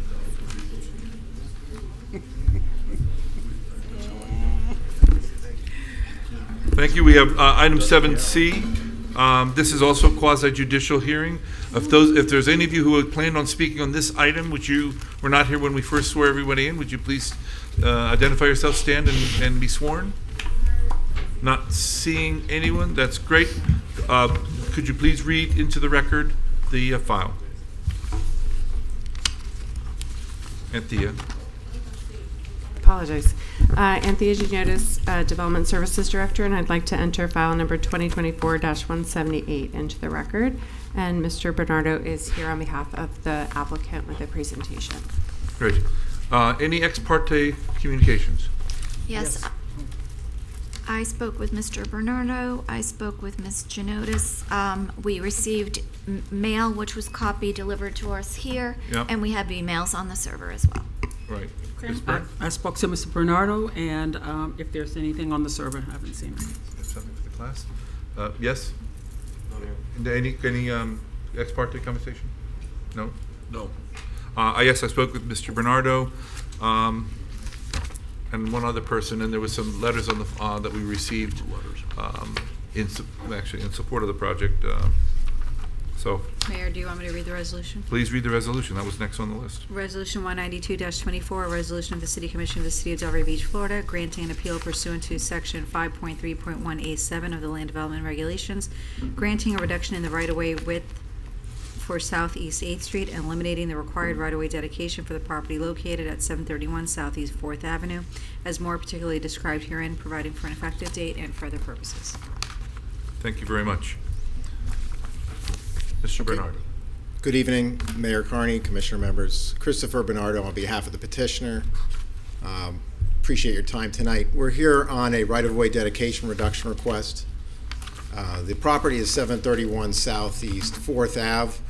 The reduction request relates to the Southeast 8th Street corridor. And just to jump right in here, it's very important, the location and the unique circumstances of this property. We are on Southeast 8th Street, one block west of Federal Highway, southeast 5th Ave and 6th Ave. We are at 8th Street, which is south of Atlantic Avenue. We're in the Osceola Park residential neighborhood. The lot in question is Lot 25 of Block 13 of Osceola Park, which we will discuss in a minute. It is a lot that corners and has frontages both along Southeast 4th Avenue and Southeast 8th Street. So a closer look at what's going on here. The lot at question and before you is Lot 25, the corner lot again in the orange. This lot has two precisely similar lots to the north. There is Lot 26 and Lot 27. Lot 26 and 27 are the identical dimensions as Lot 25. These are what you would call 50-foot lots in the Osceola Park neighborhood. The Lot 26 immediately to the north has current permits pending for a single-family home. It is a buildable lot without any requested waivers or adjustments. Those plans are pending before the city. And Lot 27, just to the north, is also proposed for a single-family residential home. Our subject lot, again, is Lot 25 to the south. So here what you're looking at is a eastbound photograph of the lot. This is the corner lot. This picture was taken within a few days of today. We are looking eastbound down Southeast 8th Street. 4th Avenue, again, is in front picture going left to right. The lot is the corner lot. We're in the R1A residential single-family district. The front of the property would be along Southeast 4th in the front of the location. It has 132.5 foot current depth of the lot. So Southeast 4th Avenue, which is in the front, has a 50-foot total right-of-way currently. That's Southeast 4th Avenue. The Southeast 8th Street, which is the subject street of our request to the right, is a 40-foot current right-of-way. So at the heart of our requests here are that 40-foot right-of-way, and it's very important that we give some background. This is the Osceola Park plat. It is a 110-year-old plat, dedicated May 2nd, 1913. The subject lot is among what are on the platted lots. Practically all of these lots on the Osceola Park plat are a 50-foot width lot. Some lots are actually less than 50 feet and as low as 46.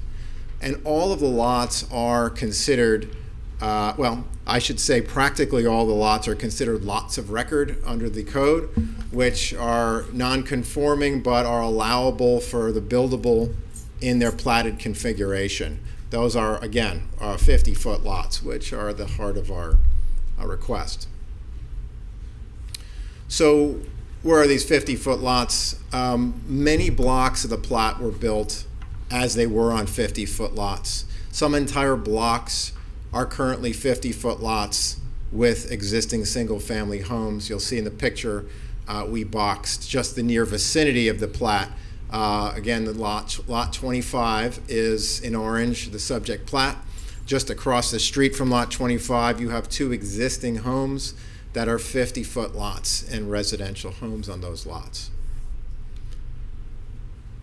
There's something very unique about Osceola Park, which again go to the essence of the request here.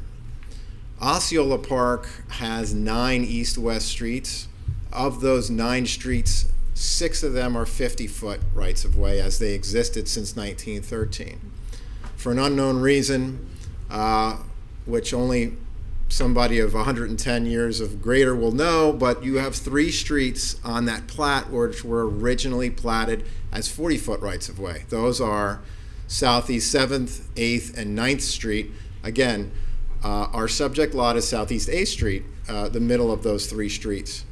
Those 3 streets do present the problem that we are here today to address.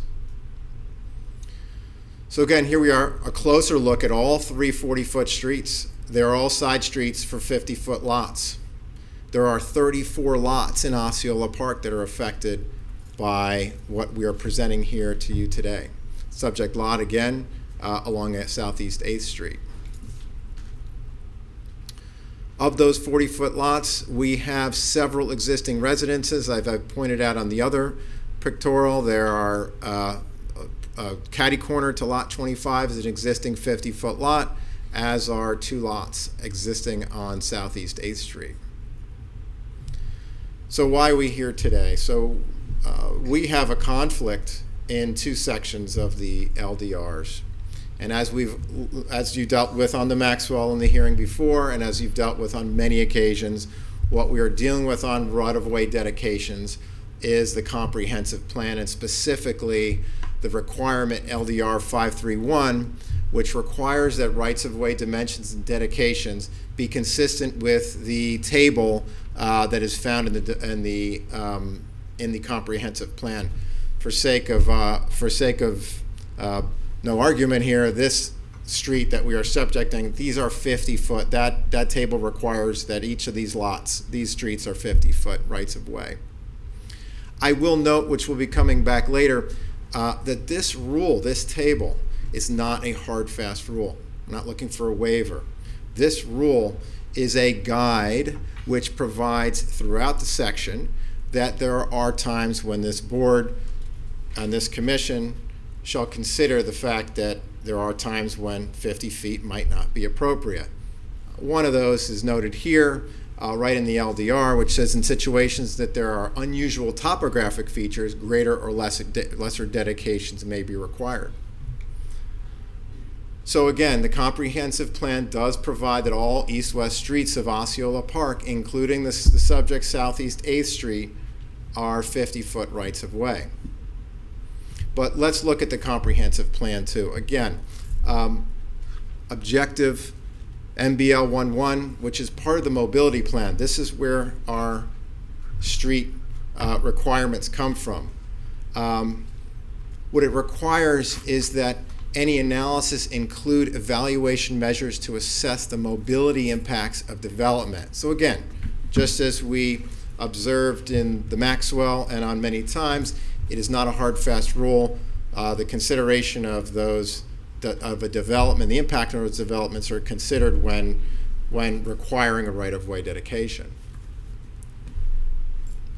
So again, this requires that Southeast 8th Street be reduced to be 50 feet. It requires that upon a redevelopment of the subject lot, that the development and the property owner dedicate a 5-foot right-of-way on Southeast 8th Street. So it would require a dedication along all of the lots on Southeast 7th, 8th, and 9th Streets upon any redevelopment of those lots. So what are the powers that this commission has and that they were here for? A reduction in the required right-of-way width may be granted pursuant to the following. The reduction is supported by the city engineer, and that non-support may be appealed to the commission. The city engineer did not give his support, but the city engineer also was not part of the DSMG, so I don't know if there was an official support or non-support, but we are here because there was no support by the city engineer. Section B says that what we would consider is whether there is a hardship in a particular instance, that all required improvements be provided in a manner which will not endanger public safety, that acceptable alternative provisions be made to accommodate the features otherwise accommodated within the right-of-way. We have all three of these in this situation. Finding number one, a fundamental hardship. The sketch you have here would be the footprint of the building, of the single-family home we would have to build on this lot upon a dedication of 5 feet and with the required 15-foot setback along Southeast 8th Street. That would require a 22.5-foot depth and width for the home. Those are the dimensions of a car wash or a 2-car garage door. There are no road dedications on Southeast 8th Street to date. I do note also on the end of Southeast 8th Street, we border a city park, which there is no road dedication along that street as well. And to our knowledge, there are no road dedications on Southeast 7th or 9th Street. Finding number 2 will not endanger public safety or welfare. Again, we're well below a customary size and dimension for a single-family home to build. We are asking for a reduction which would allow the same building footprint and dimensions of all the other situated lots in Osceola Park, including the house right across the street. And most importantly is finding 3, that acceptable alternative provisions are feasible and available to the extent they are required to accommodate features which would otherwise be accommodated within the right-of-way. We understand that the city requires rights-of-way for a series of things, and as we observed on our last hearing as well, that this is an important. Nobody's asking for us to give up city-required improvements, utilities. In fact, most importantly, the Osceola Park neighborhood improvements were completed within the last 3 years. That neighborhood improvement contained a resurfacing of 3.9 miles of roadway, construction of 1.2 miles of permeable alleyways, sidewalk deficiencies, drainage. Widening of the road, not likely in Osceola Park. Again, the roads were just paved, but more importantly, what part of the Osceola Park project incorporated were temporary traffic calming pilot projects. We are looking along Southeast 4th Avenue. You'll see these calming projects are actually reducing the size of the drivable road. Reestablish the existing potable water, sanitary, and storm systems as new, and analyze and improve the area's street lighting. We are looking, our subject lot is to the right, we're looking westbound off of Southeast 8th Street. As you can see, new lighting was already put in, and again, the entire Osceola Park underground sewer water was accommodated during those improvements. So again, what are we asking for? With the row reduction, we will still have an existing 21 feet to the roadway with the 15-foot setback, over 6 feet of additional right-of-way from the property to the roadway. We have sidewalk, sewer, lighting, FPL poles. Utility, sidewalk lighting, and other public works have been completed. And no road widening within Osceola Park is anticipated. So what are we asking for? We're asking to reduce and eliminate the right-of-way dedication from 5 feet to 0 along the southern boundary of the lot along Southeast 8th Street. Essentially, we're asking this commission to preserve the existing width and front of Lot 25 and allow the construction of a single-family home on this buildable lot conforming to the community's common building footprint. Thank you. Available for any questions. Thank you very much. Okay. Do you support this? Huh? No, I'm going to ask. I'm going to say, I'm going to see if we can consensus now before you get there. No, it's quasi, so let me put a couple of things on the record. Okay. For example, You have to put things in the record. Okay. the city engineer's You letter should have kept that motion going. was attached with the appeal, so his written determination is there. Just a couple of things. I think you've gotten a good overview. I promise I'm not going to beat a dead horse. So the right-of-way width is a reduction to the street. You're not giving relief to the specific property. You're saying this street and this location is going to maintain a 40-foot right-of-way. So the reason that city staff asked for 50 is that all streets that don't have curb and gutter that are classified as local roads are supposed to be 50 feet wide with 2 lanes. And, are we going to decide that for Osceola Park, those east-west streets remain at 40 feet for everyone? Because these mailers brought out people calling us about other properties. However, Public Works and Utilities are here. They've just redone those streets, and they would be better positioned, I think, to speak to you about why additional width would be needed over time. Ultimately, this is, and I think the part that he's raised that I think is important is it's all the sides of those lots. So, But the reality is, I mean, asking someone to build a 22 and a half foot wide house because we're taking 5 feet. well, I mean, really? right, that's also setbacks and things as well. So I'm going to let Ms. Barletta speak to the right-of-way needs.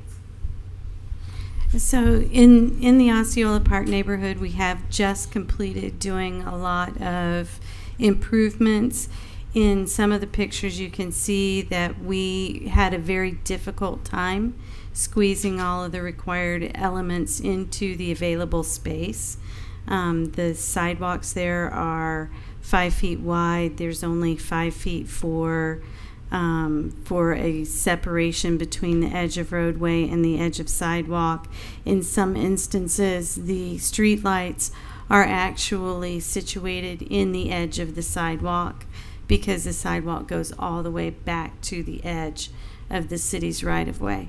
If at some point in the future we need to go in there and make other kinds of improvements, maybe put in curb and gutter and a stormwater system, or increase the size of the utilities in that area, we really have no space to do that.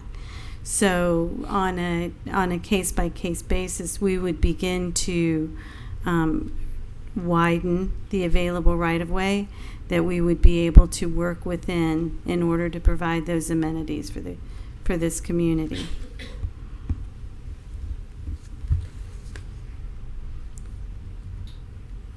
I mean, I certainly understand that issue.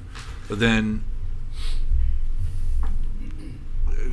you know, I'm troubled with having to build a 22 and a half foot house on a platted lot. All right, so their setback is what? Okay, so that's the other issue, is this is not the only avenue of relief for this property. So if ultimately the right-of-way I noticed the city hasn't given up its land for the right-of-way. What? I noticed the city hasn't given up its land at the park for the right-of-way. That's up to you. No, I'm just saying. And Mr. Moore? Just pointing it That's out. on me. However, okay. So there are other avenues of relief. So I think you have to start with deciding whether 40 feet are needed on those east-west streets, because if it's granted to him, it's just the way it's going to come in. 34 And then houses. ultimately, is the setback then something that needs to have relief? And I believe that in the cases of right-of-way dedications, DSMG, there is an administrative process for some of that can be pursued if this is unsuccessful. And then if that's unsuccessful, the Board of Adjustment. So there is a process to achieve relief for this property. This is the first step, is city, do you really need this 5 feet? And so that's the question that is being asked today. Do we need to go to public comment before we start this discussion? Well, we haven't She's gotten. still doing her Oh, presentation. I'm Still sorry. doing I the thought it was presentation, done. so I was questioning her presentation. But we'll get to public. So ultimately, the request, the right-of-way reduction request was made to DSMG. It was 7-1 to deny the request. Mr. Bernardo has appealed it. Now it's before you. And we're here if you have any questions. Mr. Hajimari, would you like to say anything? Sure. Good evening. One of the main concerns that I have as part of the utilities is when you have such a narrow space to work on. Mm-hmm. And emergency always happen at nighttime, believe it or not. 90% of the pipe break that we have, and you all have been advised, I get a text from me or an email that we have to go there at nighttime. So when you only have 5 feet or so to work, and here, if you excavate 5 feet deep, you are going to have 7-8 feet opening at least on the top. So we're already encroaching into the private properties. And on some of these newer improvement, the houses or the lands are being, a couple feet above the, let's say, street level. Mm-hmm. And I'm dealing with the retaining walls and everything else that when we have to go and do those work that, our customer wanted to get there, finish it, resume the water and wastewater as soon as possible. And that makes it kind of impossible, especially when we get to some area that the sidewalk is being squeezed, that there's a power, there's cable, there's many, many other things. It is not just, is narrow. And when one is done, then we might as well just automatically do all those 3 streets, because there is no reason. It's gonna be, like a broken tooth. There is one is in the front, one is in the back, and we cannot do that. So it's something that, because we go to the DSMG and we get into this, and every single one of them come, and unfortunately I have to vote no, because I'm looking at those aspects of it. And then the final thing I wanted to put on the record is LDR section 212, capital B, 1, B, C, gives DSMG an administrative authority to consider, doesn't mean Mr. Hajimiri will approve it, adjustments to setback requirements for detached single-family homes and duplex structures resulting from right-of-way dedications equal to the amount of the dedication but no more than 5 feet. So if the right-of-way reduction is not approved, that would be the next step in the process for this property, is to see whether or not we can just take that 15-foot side street and move it to a 10, so that the invisible line shifting doesn't affect the house. And you can do that administratively, you just said? Development service, DSMG, the Development Services Management Group, can consider it. It's not guaranteed they'll approve it. We're typically looking to make sure that the house will somehow be consistent with the character of the neighborhood and the alignment that exists. Understood. That there's not a visibility issue, those things. But again, this is one avenue for relief. There are others. It just ultimately, the first question is, does the city need the 5 feet in the right-of-way? Well, according to the staff, they do. Right. So I'm going to acknowledge that we do.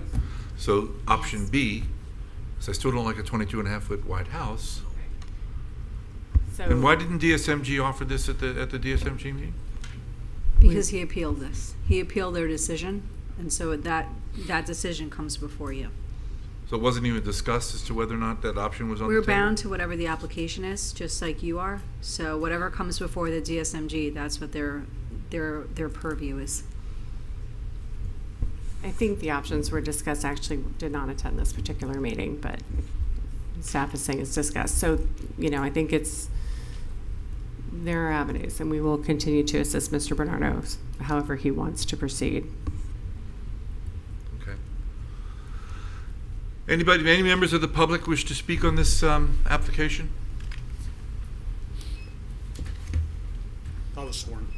Hi, I'm John Mendoza. I own the house directly across the street from the project, 801 Southeast 4th Avenue, and I also own 702 Southeast 4th Avenue, which is in the exact same type of predicament that this would be. There is currently a house on it, and I'm not going to tear it down because I don't want to go through this, to be honest with you. Something that wasn't mentioned was that there's commercial properties right on Federal Highway, Granger's, and then there's it's a house that's turned into some type of an office. I think it's an architect or something on the corner. If I understand correctly, that part of the street would not get widened, unless I'm wrong. That just is it different for commercial, or would the street be all the same?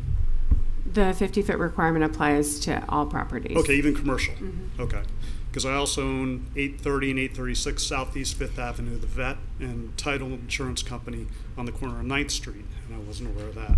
So I'm very invested in Osceola. I like the idea of being able to build a decent home, especially since I own a home across the street from it. I would like to look at something bigger than an army barracks. So I hope you can find a way to work this thing out. Thank you. Any other members of the public? Is there any cross-examination? We'll get to our, sorry, I missed you there. Sorry. Name and address. Luke Hillman. Have you been sworn for this one? Yes, yes. I agree wholeheartedly with everything that he just said. I think that there's a lot of people who are afraid to tear down their homes that are creating blight to the neighborhood because of the bureaucracy that it's like such a problem to get things built. So I'll make it short and sweet. I agree with everything he just said.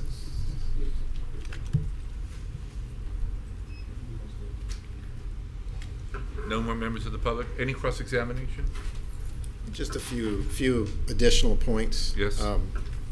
So I just want to address the other option of the setback.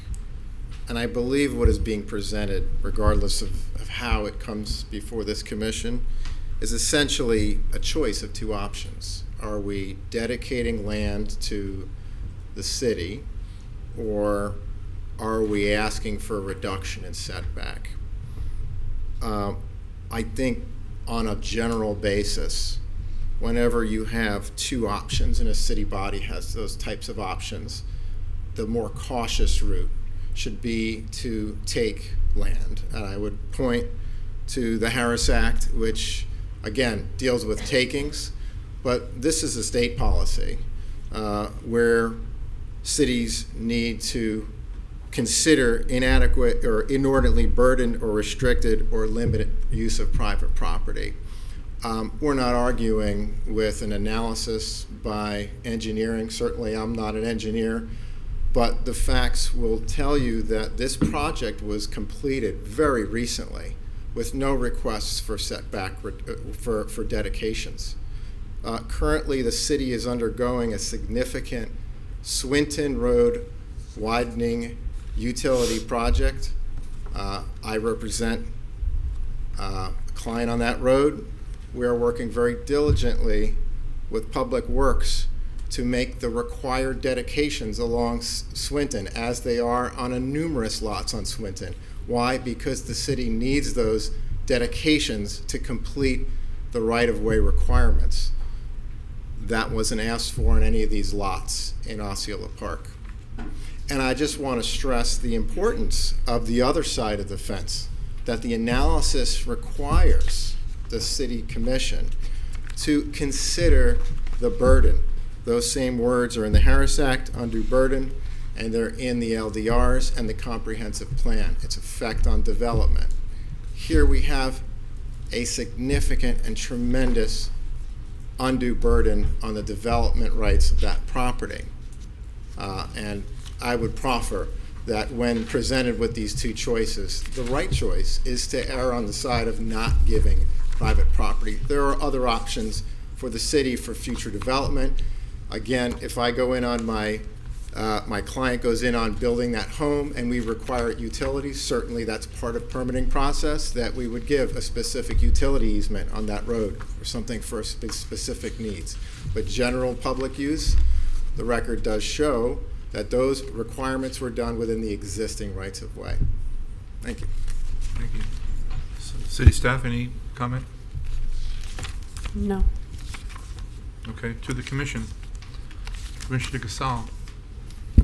I met with Mr. Bernardo and spoke with Ms. Janotis, and this seemed pretty simple at the beginning, but now I get concerned when our staff is sitting in front of us and saying we have to be cautious because we need to allow enough room for maneuvering, and just trying to think, and is there something that you staff can think of that can ease the burden? Because I do agree the way that the lot is constructed, the size of the house is limiting.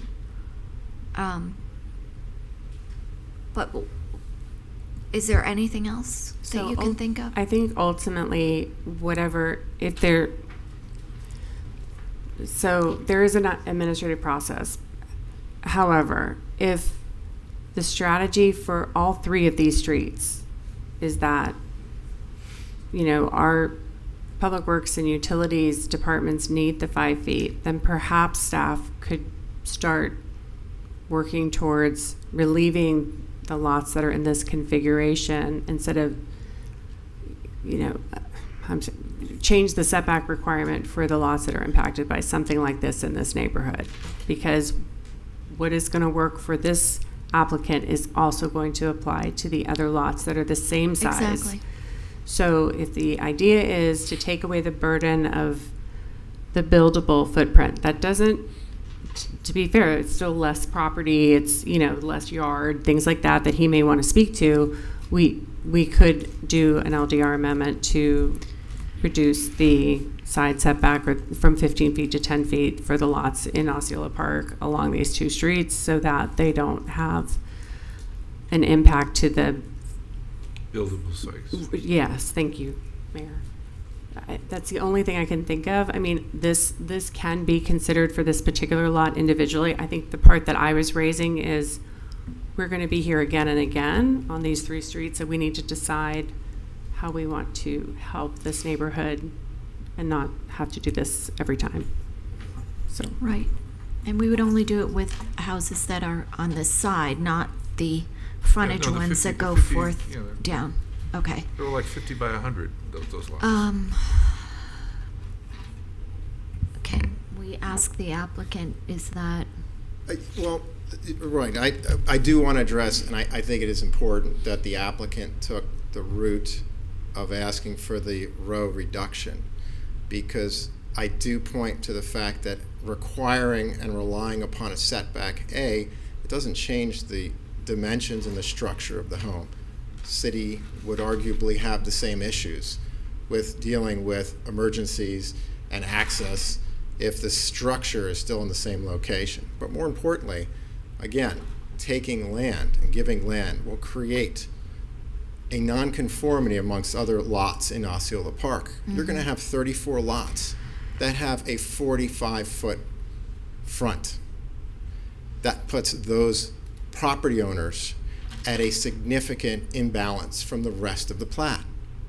That puts those property owners with less lot yardage. That puts those property owners with the problem of a setback for a pool. The pool setback has a minimum requirement of 10 feet.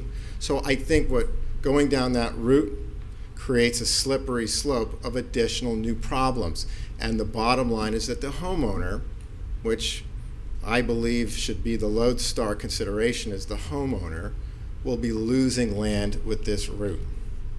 I think this is the more logical route, and that's why the applicant has us here before today. We think this is a communal issue. It's not just one lot looking for a few extra feet to build a house.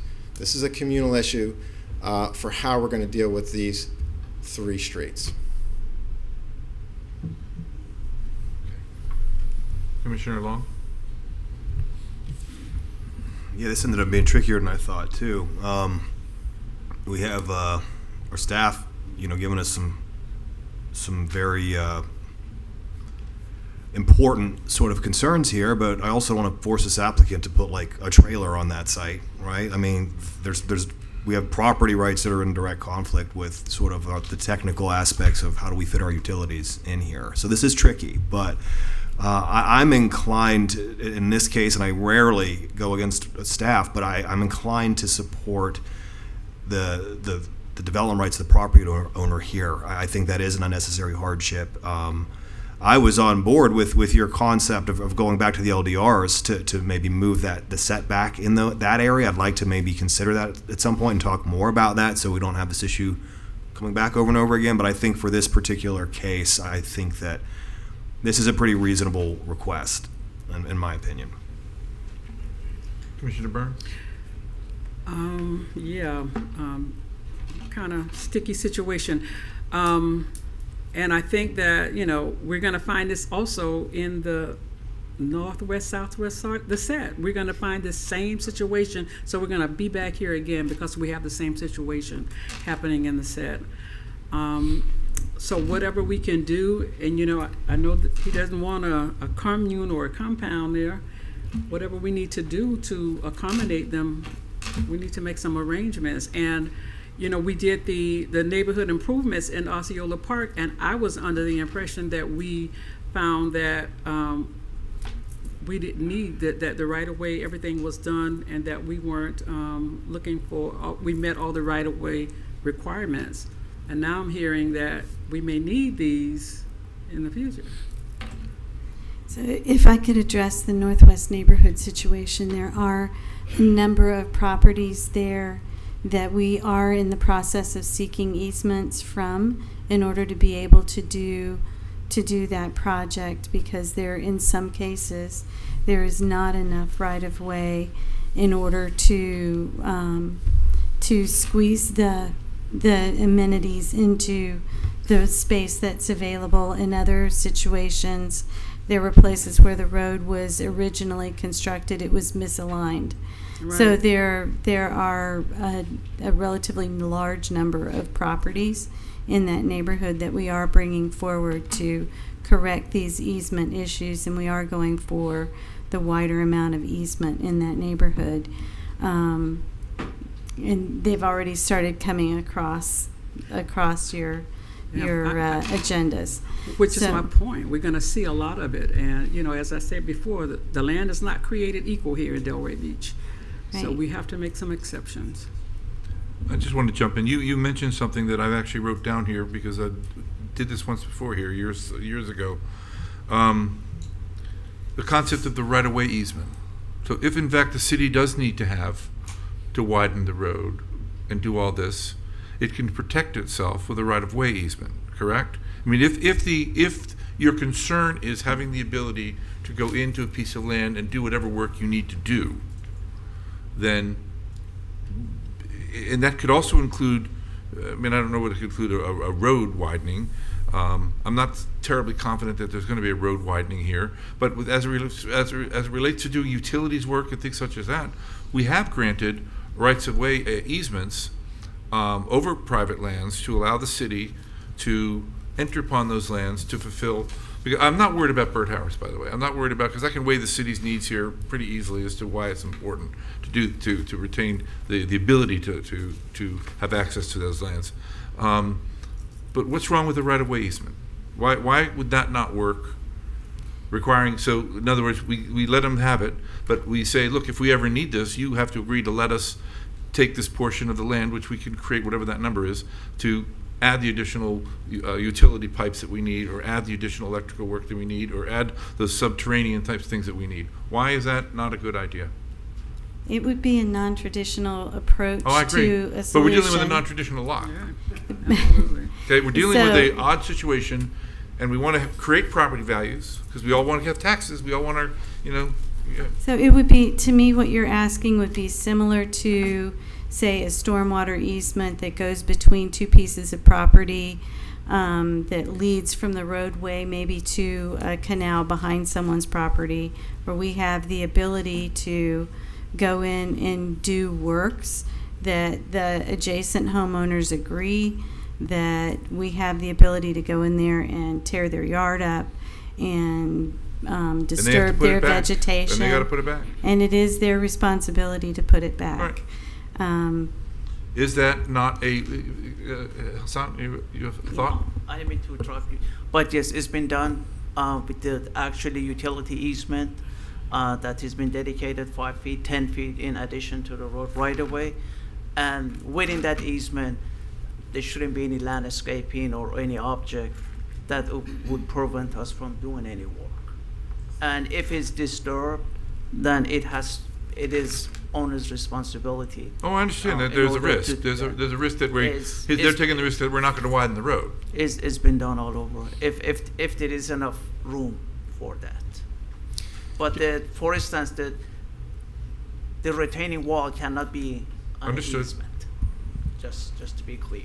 Anthea, did I hear you say that you'd like more time to study this? Is that what I was hearing? No, I think that this applicant needs a path forward. I think that, however, because of the pattern in this older neighborhood, and you know, I agree with Commissioner Burns as well. Their Northwest Southwest is under its own analysis right now.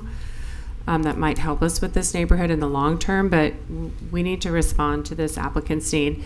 The right-of-way, the easement, you would probably still need setback relief because the setback would be taken from that, and then that also limits the ability for fencing or garden wall. You know, if I don't know what the vision. I'm just, would be. yeah, I mean, I don't, Yeah, I'm trying to he's- figure out a way yeah, to I get understand. them. I mean, in my ideal world, I would just say, let's just reduce the setback and let him build the house he wants to Right. build.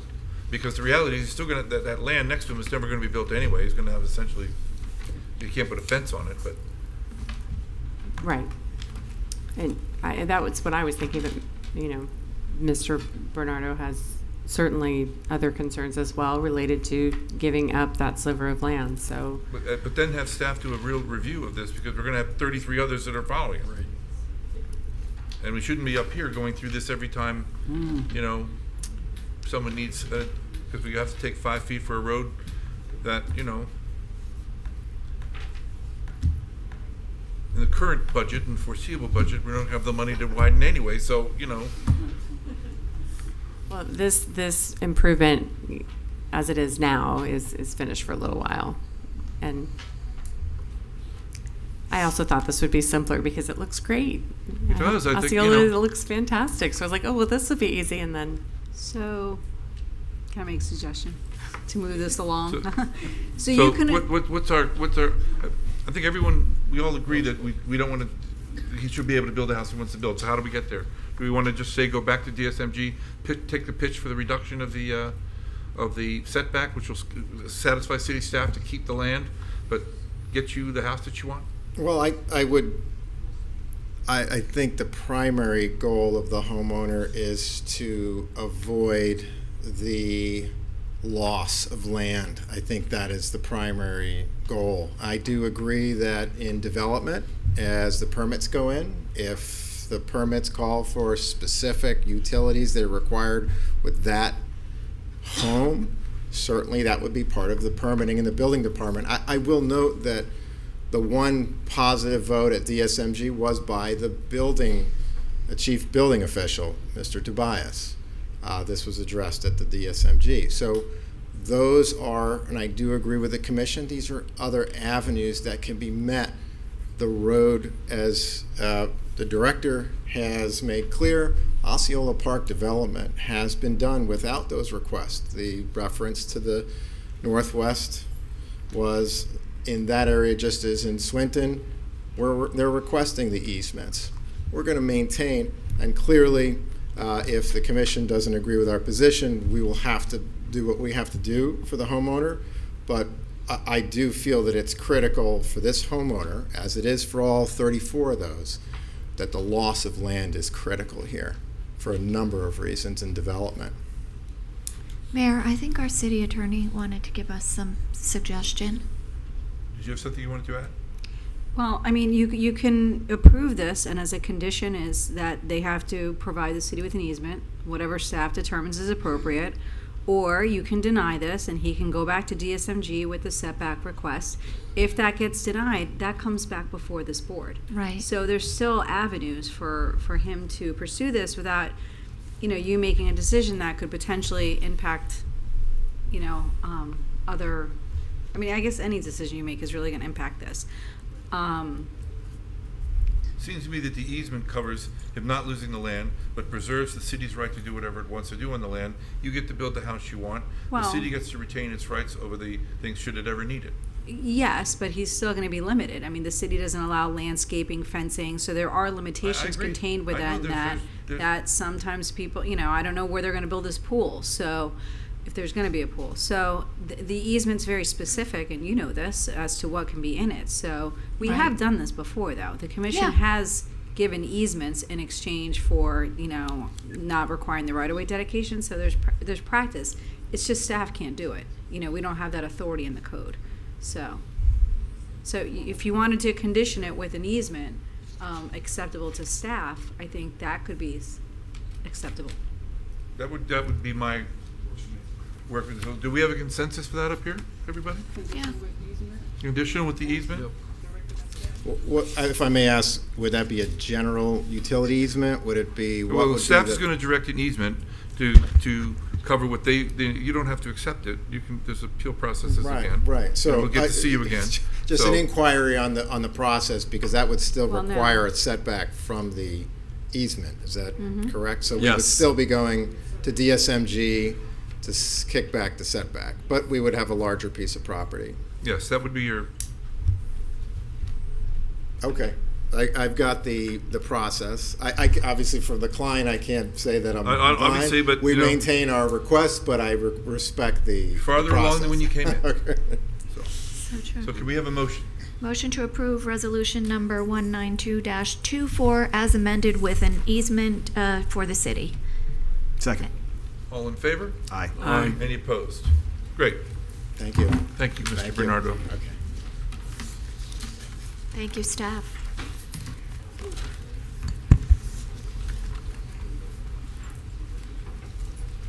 Do we have more to do?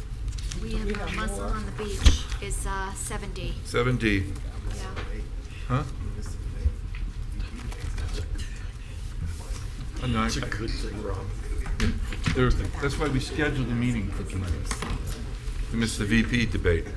Item 7D, this is not a quasi-judicial. Mr.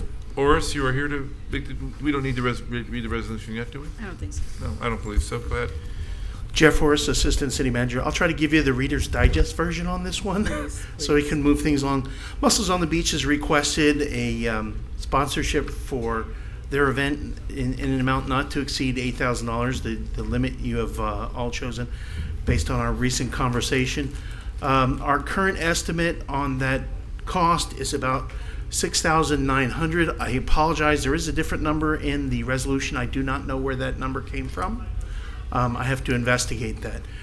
Normally, they have asked for a waiver of all costs contained in this. I will tell you that normally, under this process, we have not waived application fees, nor have we waived hard costs to the city. This does have about $975 in hard costs in the form of barricades as well as trash boxes.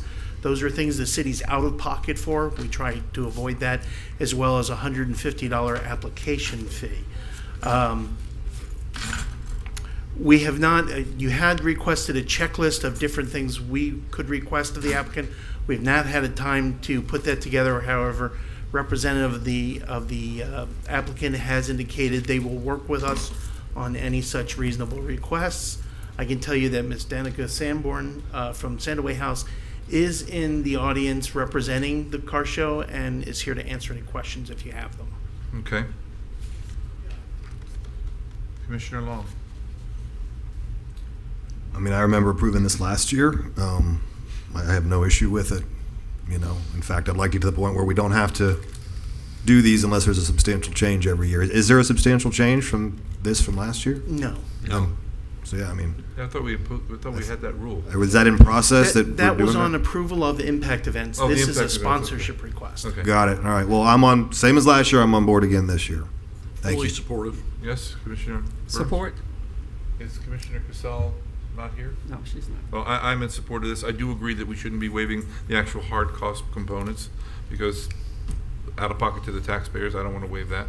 But other than that, I'm in support of this. So, do we want to make a motion? Motion to approve Resolution 194-24. Second. Sorry. All in favor? You just wanted to be on the record so you can say, I helped you. Yeah, I know. All in favor? Aye. Any Aye. opposed? No, it's approved. Mr. Mayor, if I may clarify, this is to not include hard costs. What are you talking about? No, You- we don't know. Yes, we're not including hard costs. Okay. The resolution, with the exception, we're not, the hard costs will not be part So, of it. Mr. Right. Orris, you're going to amend this? Yes.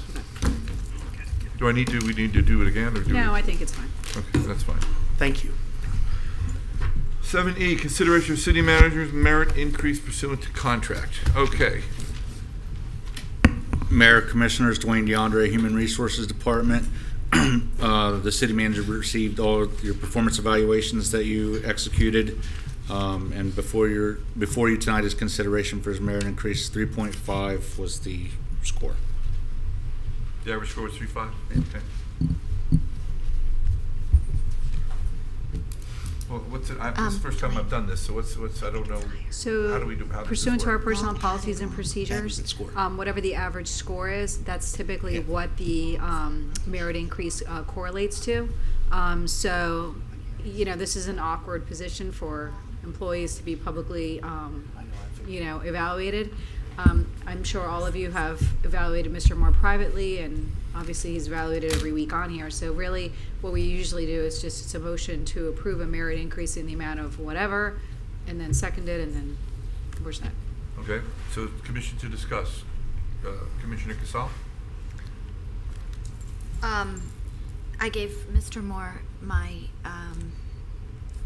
evaluation, and I had a phone conversation yesterday, which I think was productive, because my needs are, I think, somewhat simple in that, but my score was, below the 3 range, which typically means.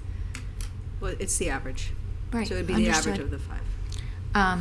But I'm hopeful because I think it's, I gave recommendations, and I hope that moving forward, I foresee a different situation. Commissioner Burns? I'm sorry, I stepped away. Was there a recommendation? We haven't done anything. No. We're Oh, discussing. okay. Well, We're in the discussion phase. I completed Mr. Moore's evaluation as well, and I talked to him about it. And if I can remember, I think I rated him a 4. Yes. Mr. Long? Yeah, I gave Mr. Moore very high scores because I think he's done a tremendous job lately dealing with some very difficult circumstances for our city, one that no city manager necessarily should have to deal with, but given his years of experience has risen to the occasion. So I don't know what the standard percentage is that we, what have we given in the past, for instance? Like, what did we give last year? I don't know. I don't have a frame of reference for what a typical percentage is in this case. So, like the city attorney said, it's normally the aggregate score that what you. So it'd be at 3.5, so it's directly correlates to that. Correct. Yes. Okay, then I would recommend a 3.5 then, based on that. Same for me. You want me to make a motion? No, I'm not. I'm going to have my say. You are? I am. I gave Mr. Moore kind of right down the middle of the road. Some were higher, some were lower, but they all fall back on. I'm not sorry. What is that sound? It's our cleaning crew cleaning. Oh, is the door Cleaning open? crew, yeah. It's been Oh, open. maybe It's I the should pizzas close that it. are arriving. Just be quiet. I They're- need they're a gonna be pizza. great. After tea. I'm starving. See, now Gosh. it's an interesting meeting with the pizzas coming. And the reason I did, and I wrote a letter to attach to the resume because I've only had five and a half months or so to be with Mr. Moore, and I came into this with certain ways that he had done things in the past, which he has represented that he's going to be doing differently in the future. Among them is the type of budget we're going to be presented. Among them is, we get up here and we make recommendations sometimes in comments, and they don't materialize as quickly as they probably should. But these are undertakings that have been promised. And I have no reason to say that they're not going to occur because it's when you're used to doing business one way and you got a new sheriffs in town, you have to learn to do it a different way. I am confident that Mr. Moore is going to be able to do that. So I'm happy with the 3.5 if that works for everybody. But with the understanding that I am hopeful that some of the stuff that I wrote down in the letter and things such as that we are going to have a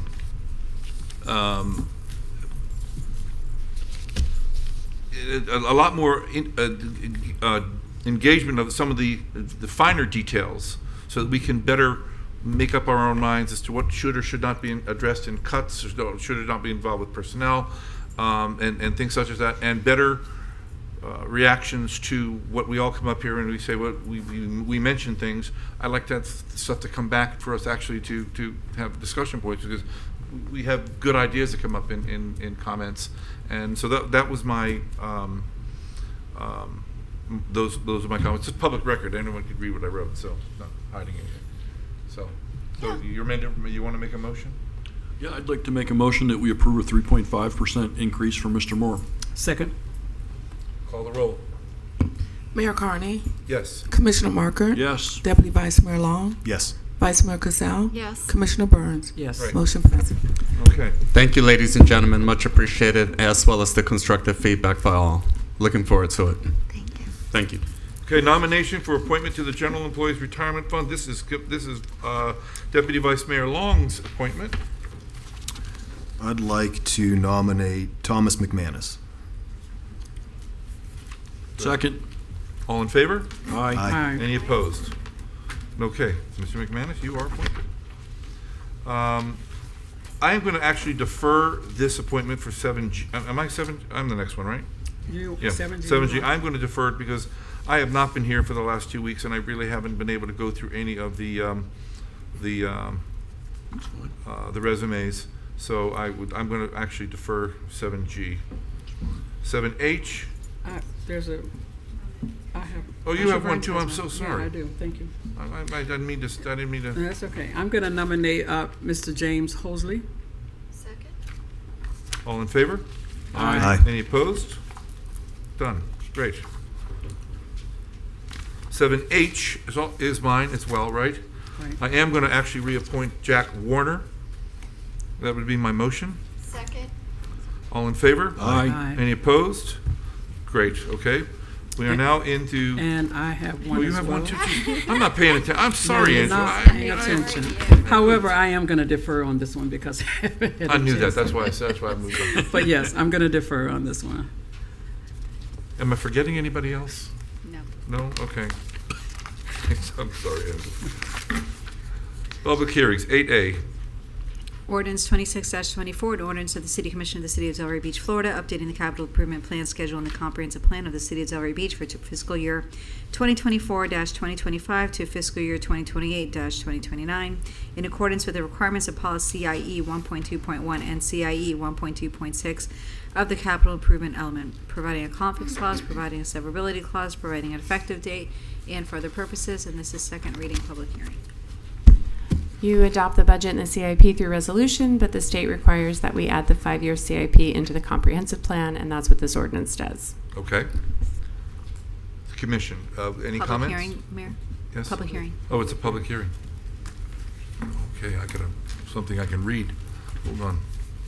No, we just need to open it up for public comment. This is open up for public comments. Anybody who wishes to comment on this item, please come up to the lectern. You have to give your name and address. You will each have 3 minutes.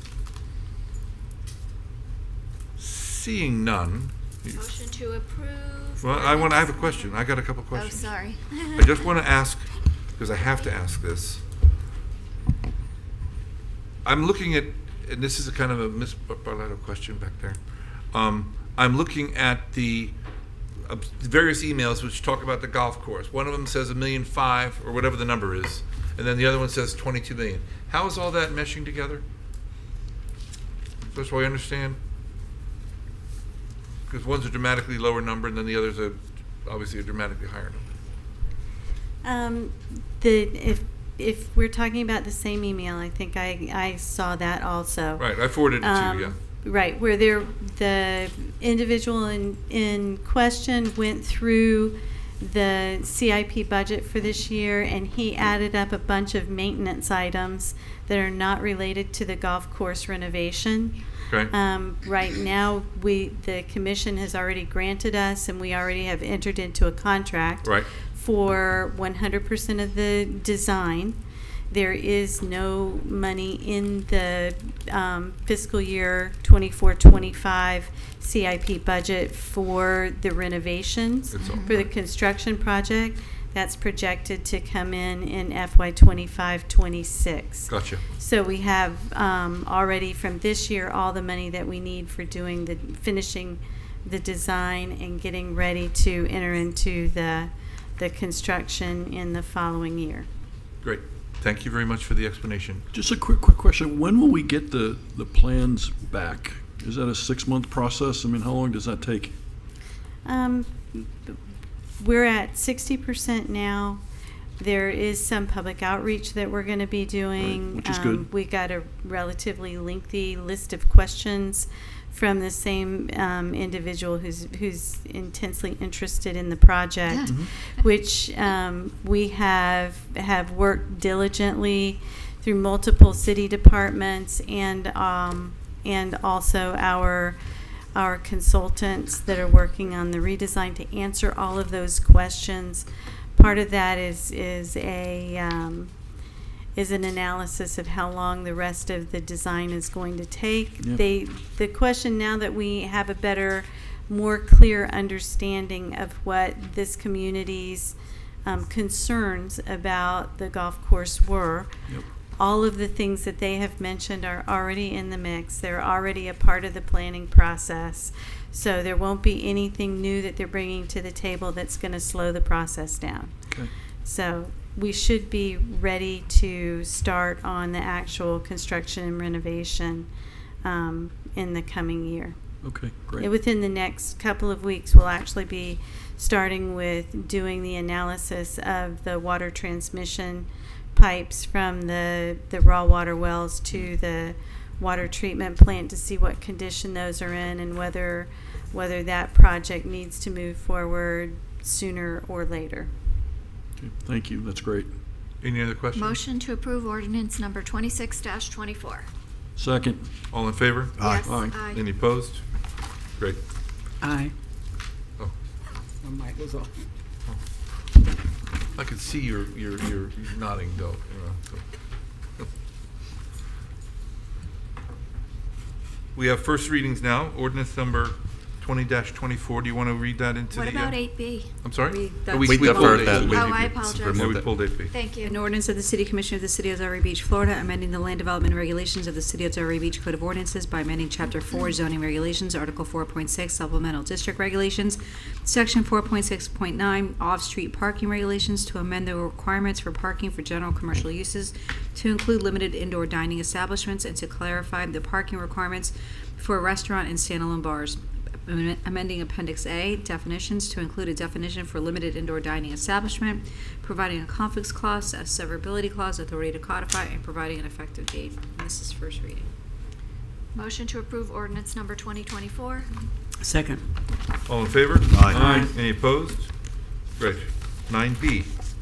Ordinance number Ordinance. 05-24. An ordinance of the City Commission of the City of Delray Beach, Florida, amending the land development regulations of the City of Delray Beach Code of Ordinances, Chapter 10, Flood Damage Control Districts and Coastal Construction, Article 10.1, Administration, Section 10.1.2, Applicability, to reference the most recently adopted flood insurance study, amending Section 10.1.7, Variances and Appeals, to replace references to the Board of Adjustment with the appropriate reviewing body to be consistent with Chapter 2 of the Land Development Regulations, and updating the Florida Building Code Chapter Citation for Historic Structures, amending Article 10.2 definitions, Section 10.2.2 definitions by deleting the definitions for existing manufactured home park or subdivision, expansion to an existing manufactured home park or subdivision, and new manufactured home park or subdivision to create a single category for manufactured homes, and by amending the definitions for coastal high hazard area, historic structure, and market value to be consistent with industry standards, and amending Article 10.3 flood resistant development, Section 10.3.4 manufactured homes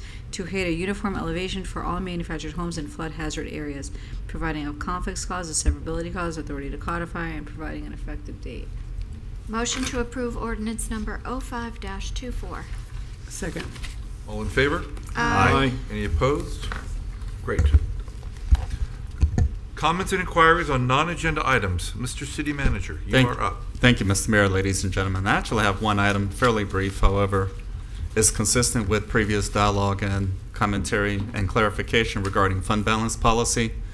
As clarified during the September 16th engagement, the fund balance policy is an administrative one, and given the feedback provided thus far, I am prepared to offer that and execute it once and for all.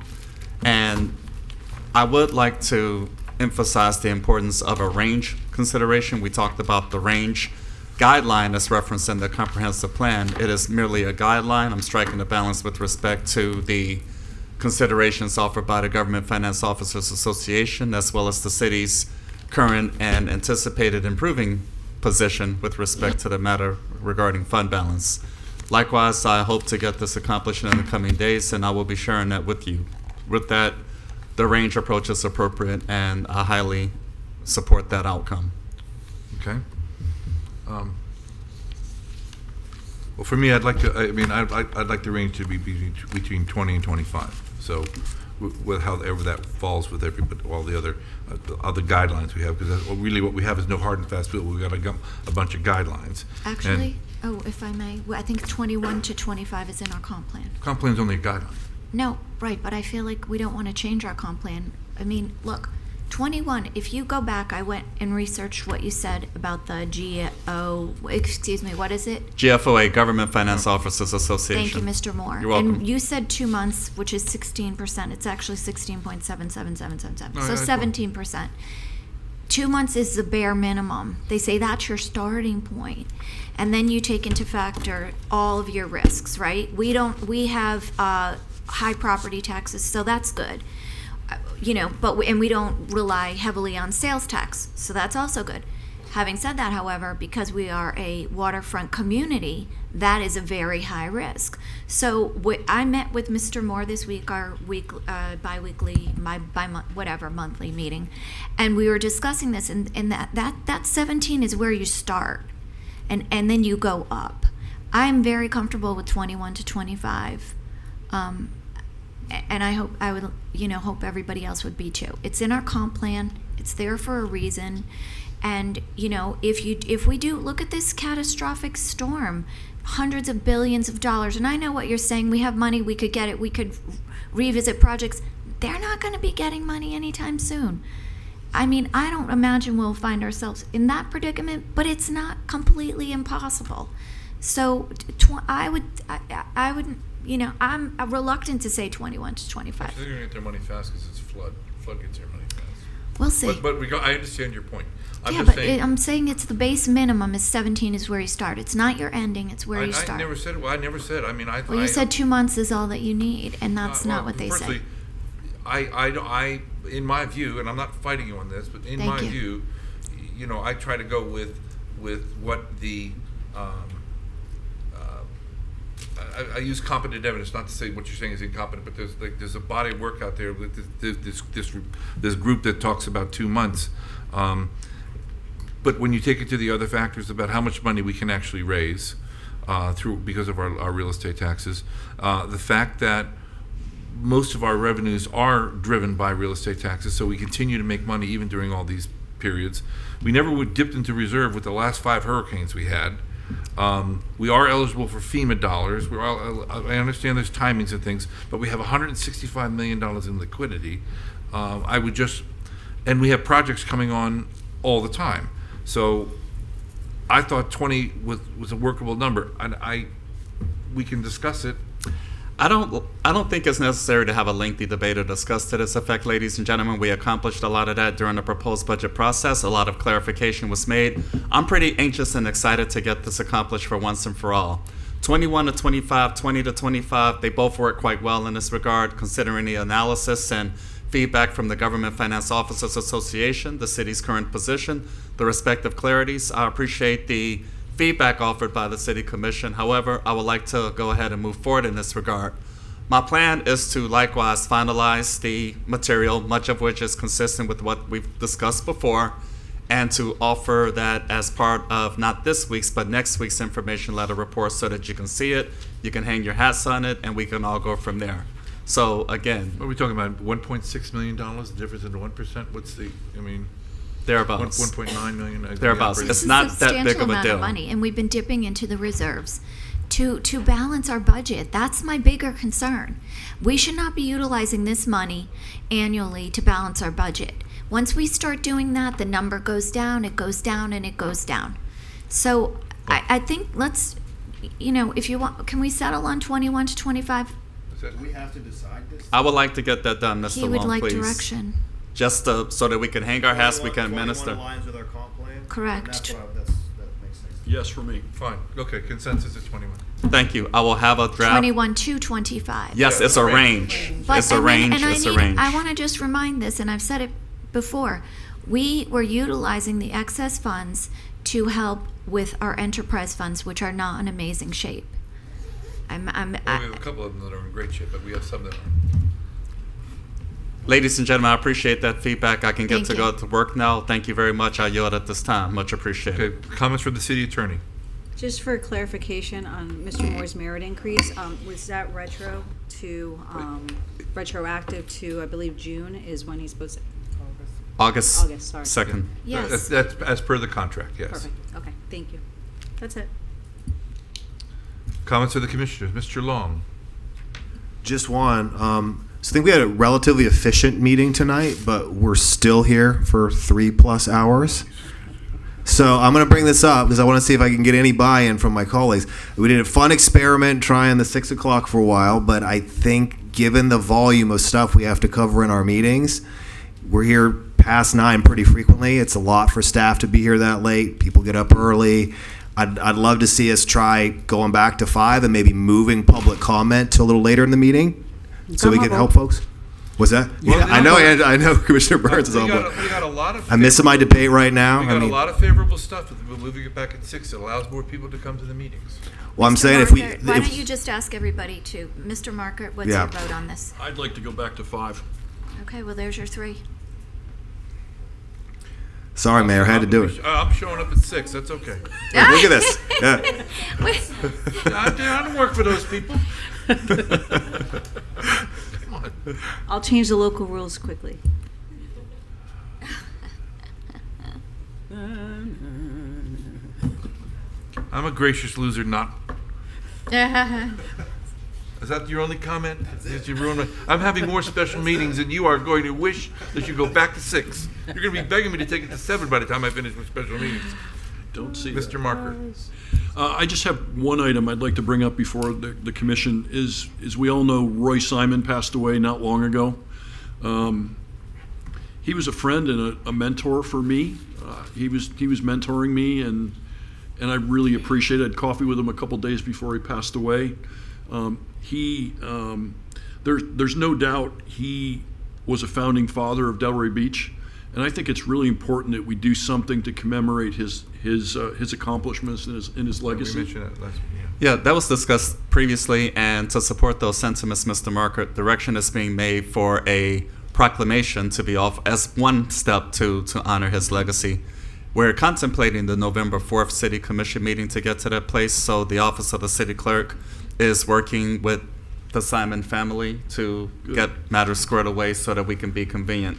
So again, I don't think we've initiated that as of yet, Ms. Simon. However, direction to proceed in that regard is being made, and we are tentatively contemplating the November 4th regular City Commission meeting for a proclamation, and the thinking if relatives, family members can be a part of that, that's what we are coordinating. So with that would be a great first step. I mean, I think we'd also like to, there should be some kind of a naming of something. And I met In with the aftermath. I met with Missy today, and she laid out some of the options for that. It could be a street name. We could have a discussion. It could be an alley It should name. be something. I mean, he had some particular pet things that he liked that we could find one of those to name. And we also have a park that's recently been renovated that could be named in his honor as well. So there's something. options. All I'm saying is something a little bit more than a proclamation, because he really was kind of a founder of Of course, proclamation as the first step, if you will, Yes, okay, via the date I fine. just mentioned, followed by ancillary direction that the City Commission may wish to offer. There you go. Yes, as long sir. as it happens at 6 o'clock, it's great. Commissioner No. Bernard. Parking Yeah. lot, street. Well, ironically, I was going to bring up the proclamation policy that we have, not have anything to do with your plans for Mr. Simon. But we've been approached by many people to ask for proclamations, and we vote on these at the beginning of the year at our goal-setting meeting. So I wanted to know, are we going to be using these guidelines, or are we going to be amending these guidelines? Because I've been asked several times, and what I have been presenting and getting approval on is letters of recognition and not proclamations. Right. So I just want to, find out, how are we proceeding with this, with our proclamation policy. And I'll keep moving. And one more thing, I visited. I don't know if it's called the Andres Design District or what it's called, but it's out on Dr. Andres Avenue Way, whatever. Call him a road because it's a bigger But setback. road, or part of a road, because it needs some work, which is what my comment. Like, I don't know if this is in our plan. I know that we had, plans for the Congress Quarter. However, we have many retail shops, our local retail shops that are opening up out there, a variety of type of businesses. I know it's out of our DDA district, it's out of our CRA district. So who's supporting the city? You know, it's Congress Avenue, so who's supporting them? When and how are we supporting? We have people that can't afford to be downtown anymore, so they're out here, very affordable rents, beauty salons, restaurants, you name it. You have 30 or 40 shops out there. So just concerned, and then, you know, the roads, you know, it's flooding out there. I had to walk up to my ankles to go get a smoothie. I really wanted it, so I did that. So I just want to get that on our radar to know how are we going to support that area and those businesses out on Congress Avenue. And I'm done. That's it. Thank you. Commissioner Casal. Thanks. Okay. So when we started talking about that, Citron, Cooperman Advisors, that the scope of a process internal control assessment services wasn't actually what we were looking for in that engagement.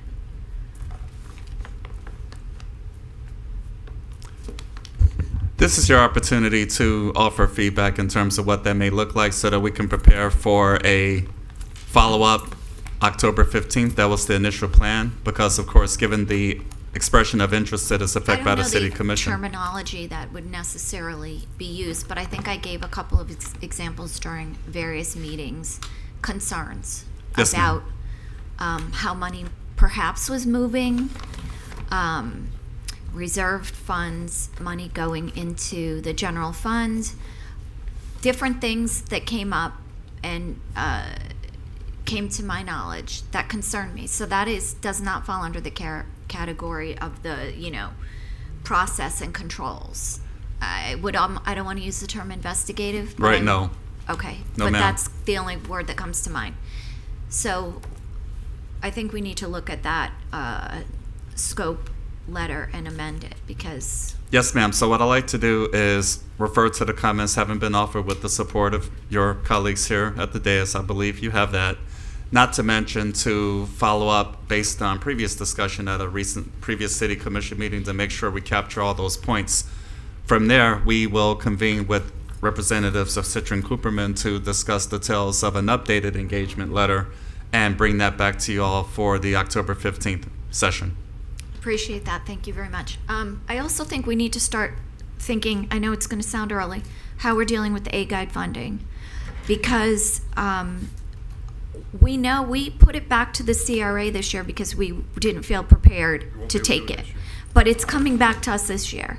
And we don't even have any sense. I don't want to be waiting till, 3 months before to try and talk about how we're doing it. Because we really, if we decide in the city, hey, we're not doing the same funding, we need to let these people know well in advance. And that would be now.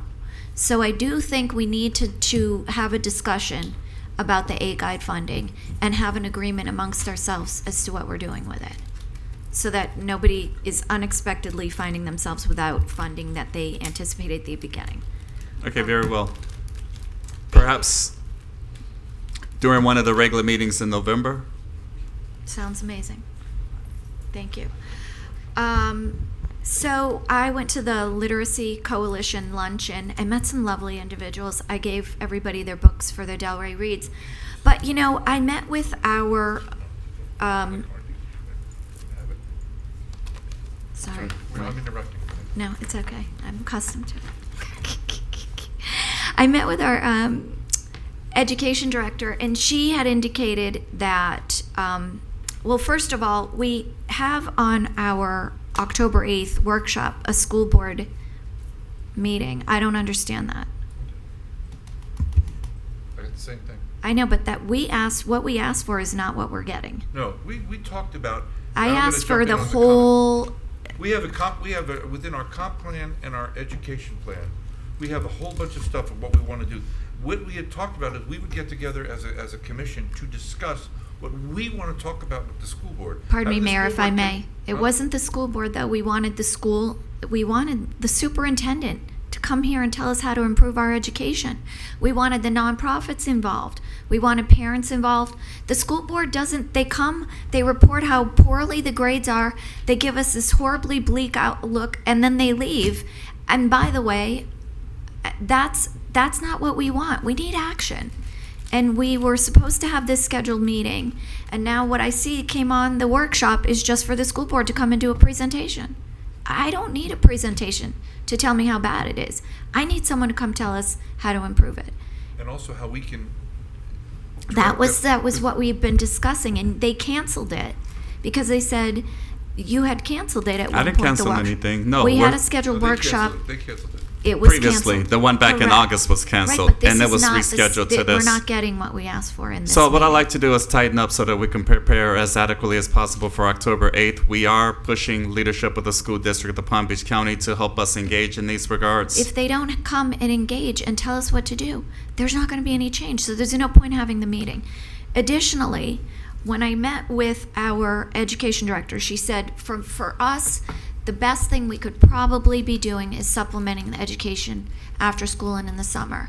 So I would like to work with Kay from the library because we went to the luncheon together.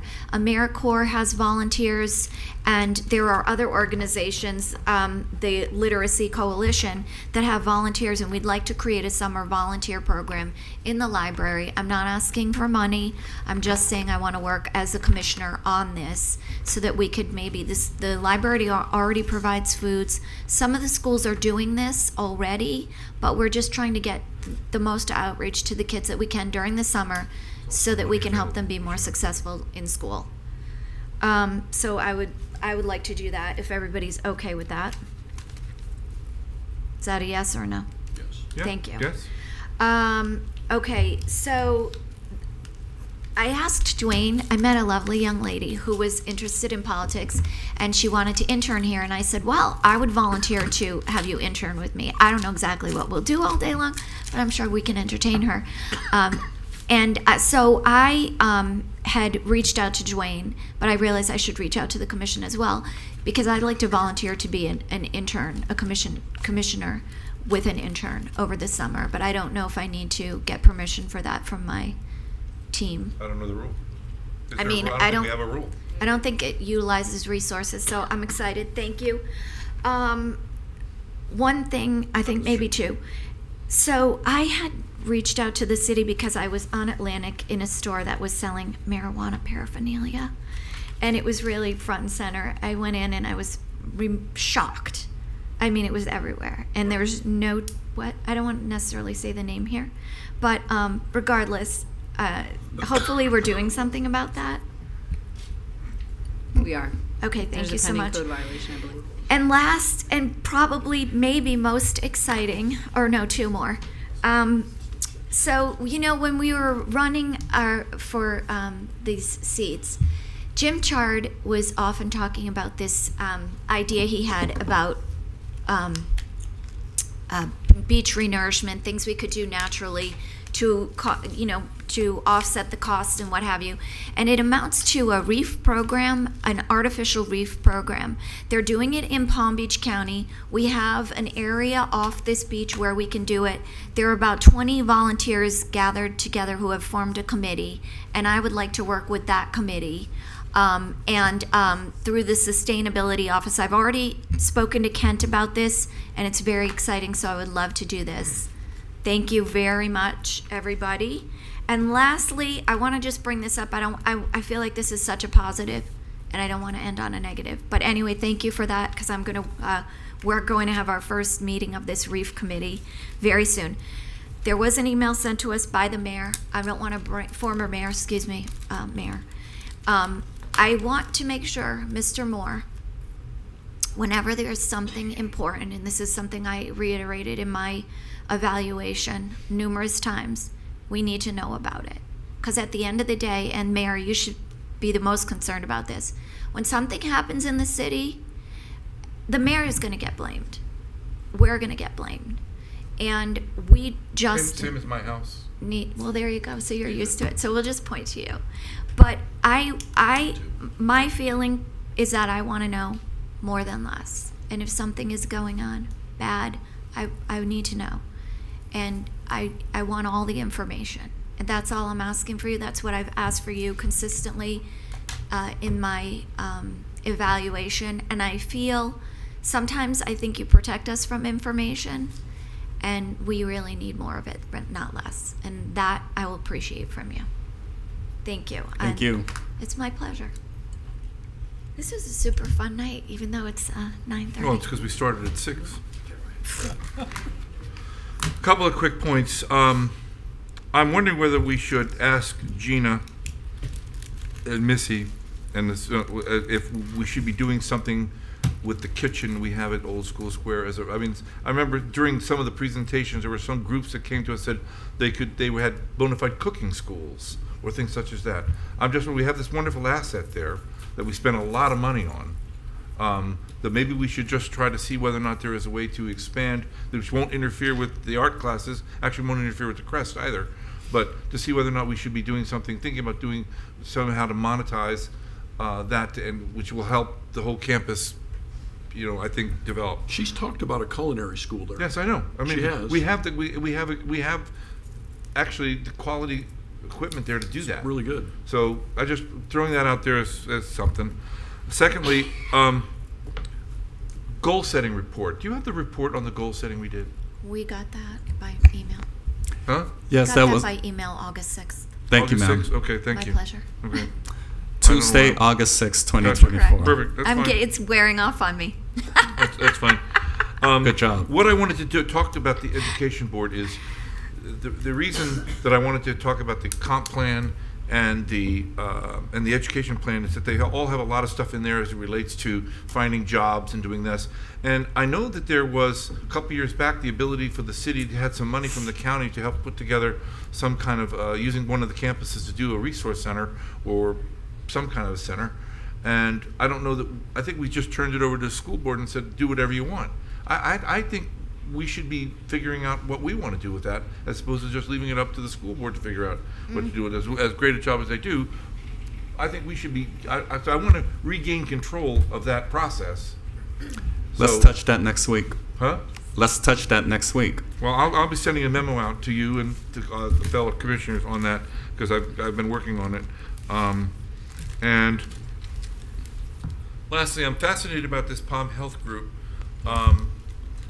because we are going to need some direction what we want to do with our opioid funds and these other things, and we want to be able to do it locally. And if they're the kind of people that can actually do it, help you do it locally, then we really should be sitting down with them and talking about. There was a bunch of local people came up, and it seems to me that they have a pretty good understanding of that. The problem that we have in the city, and the pretty good network to deliver some solutions. So I don't know anything about them. I learned about them tonight. So I want to get that going too. If we have money, then I want to, Thank you. yeah. Oh, yeah, maybe we can do Well, something. so Are there the- other organizations where we going to have the city I'm not look saying into I'm the only them? one, but I'm just saying No, I'm wondering they if we triggered should an start idea. looking at organizations in the city that do this, and then try and have, look-see at all of them, and, maybe divide it up, or, maybe Yeah, say I'm one, not give it to saying one. anyone's excuse. I'm just saying. And ladies and gentlemen, given the policy development piece, there will be opportunities to consider those avenues accordingly. So, to be forthcoming. Thank you. Thank you. Well, the debate will be over now. Any others? Wait, can I just clarify that I got consensus on the REEF program to work on that?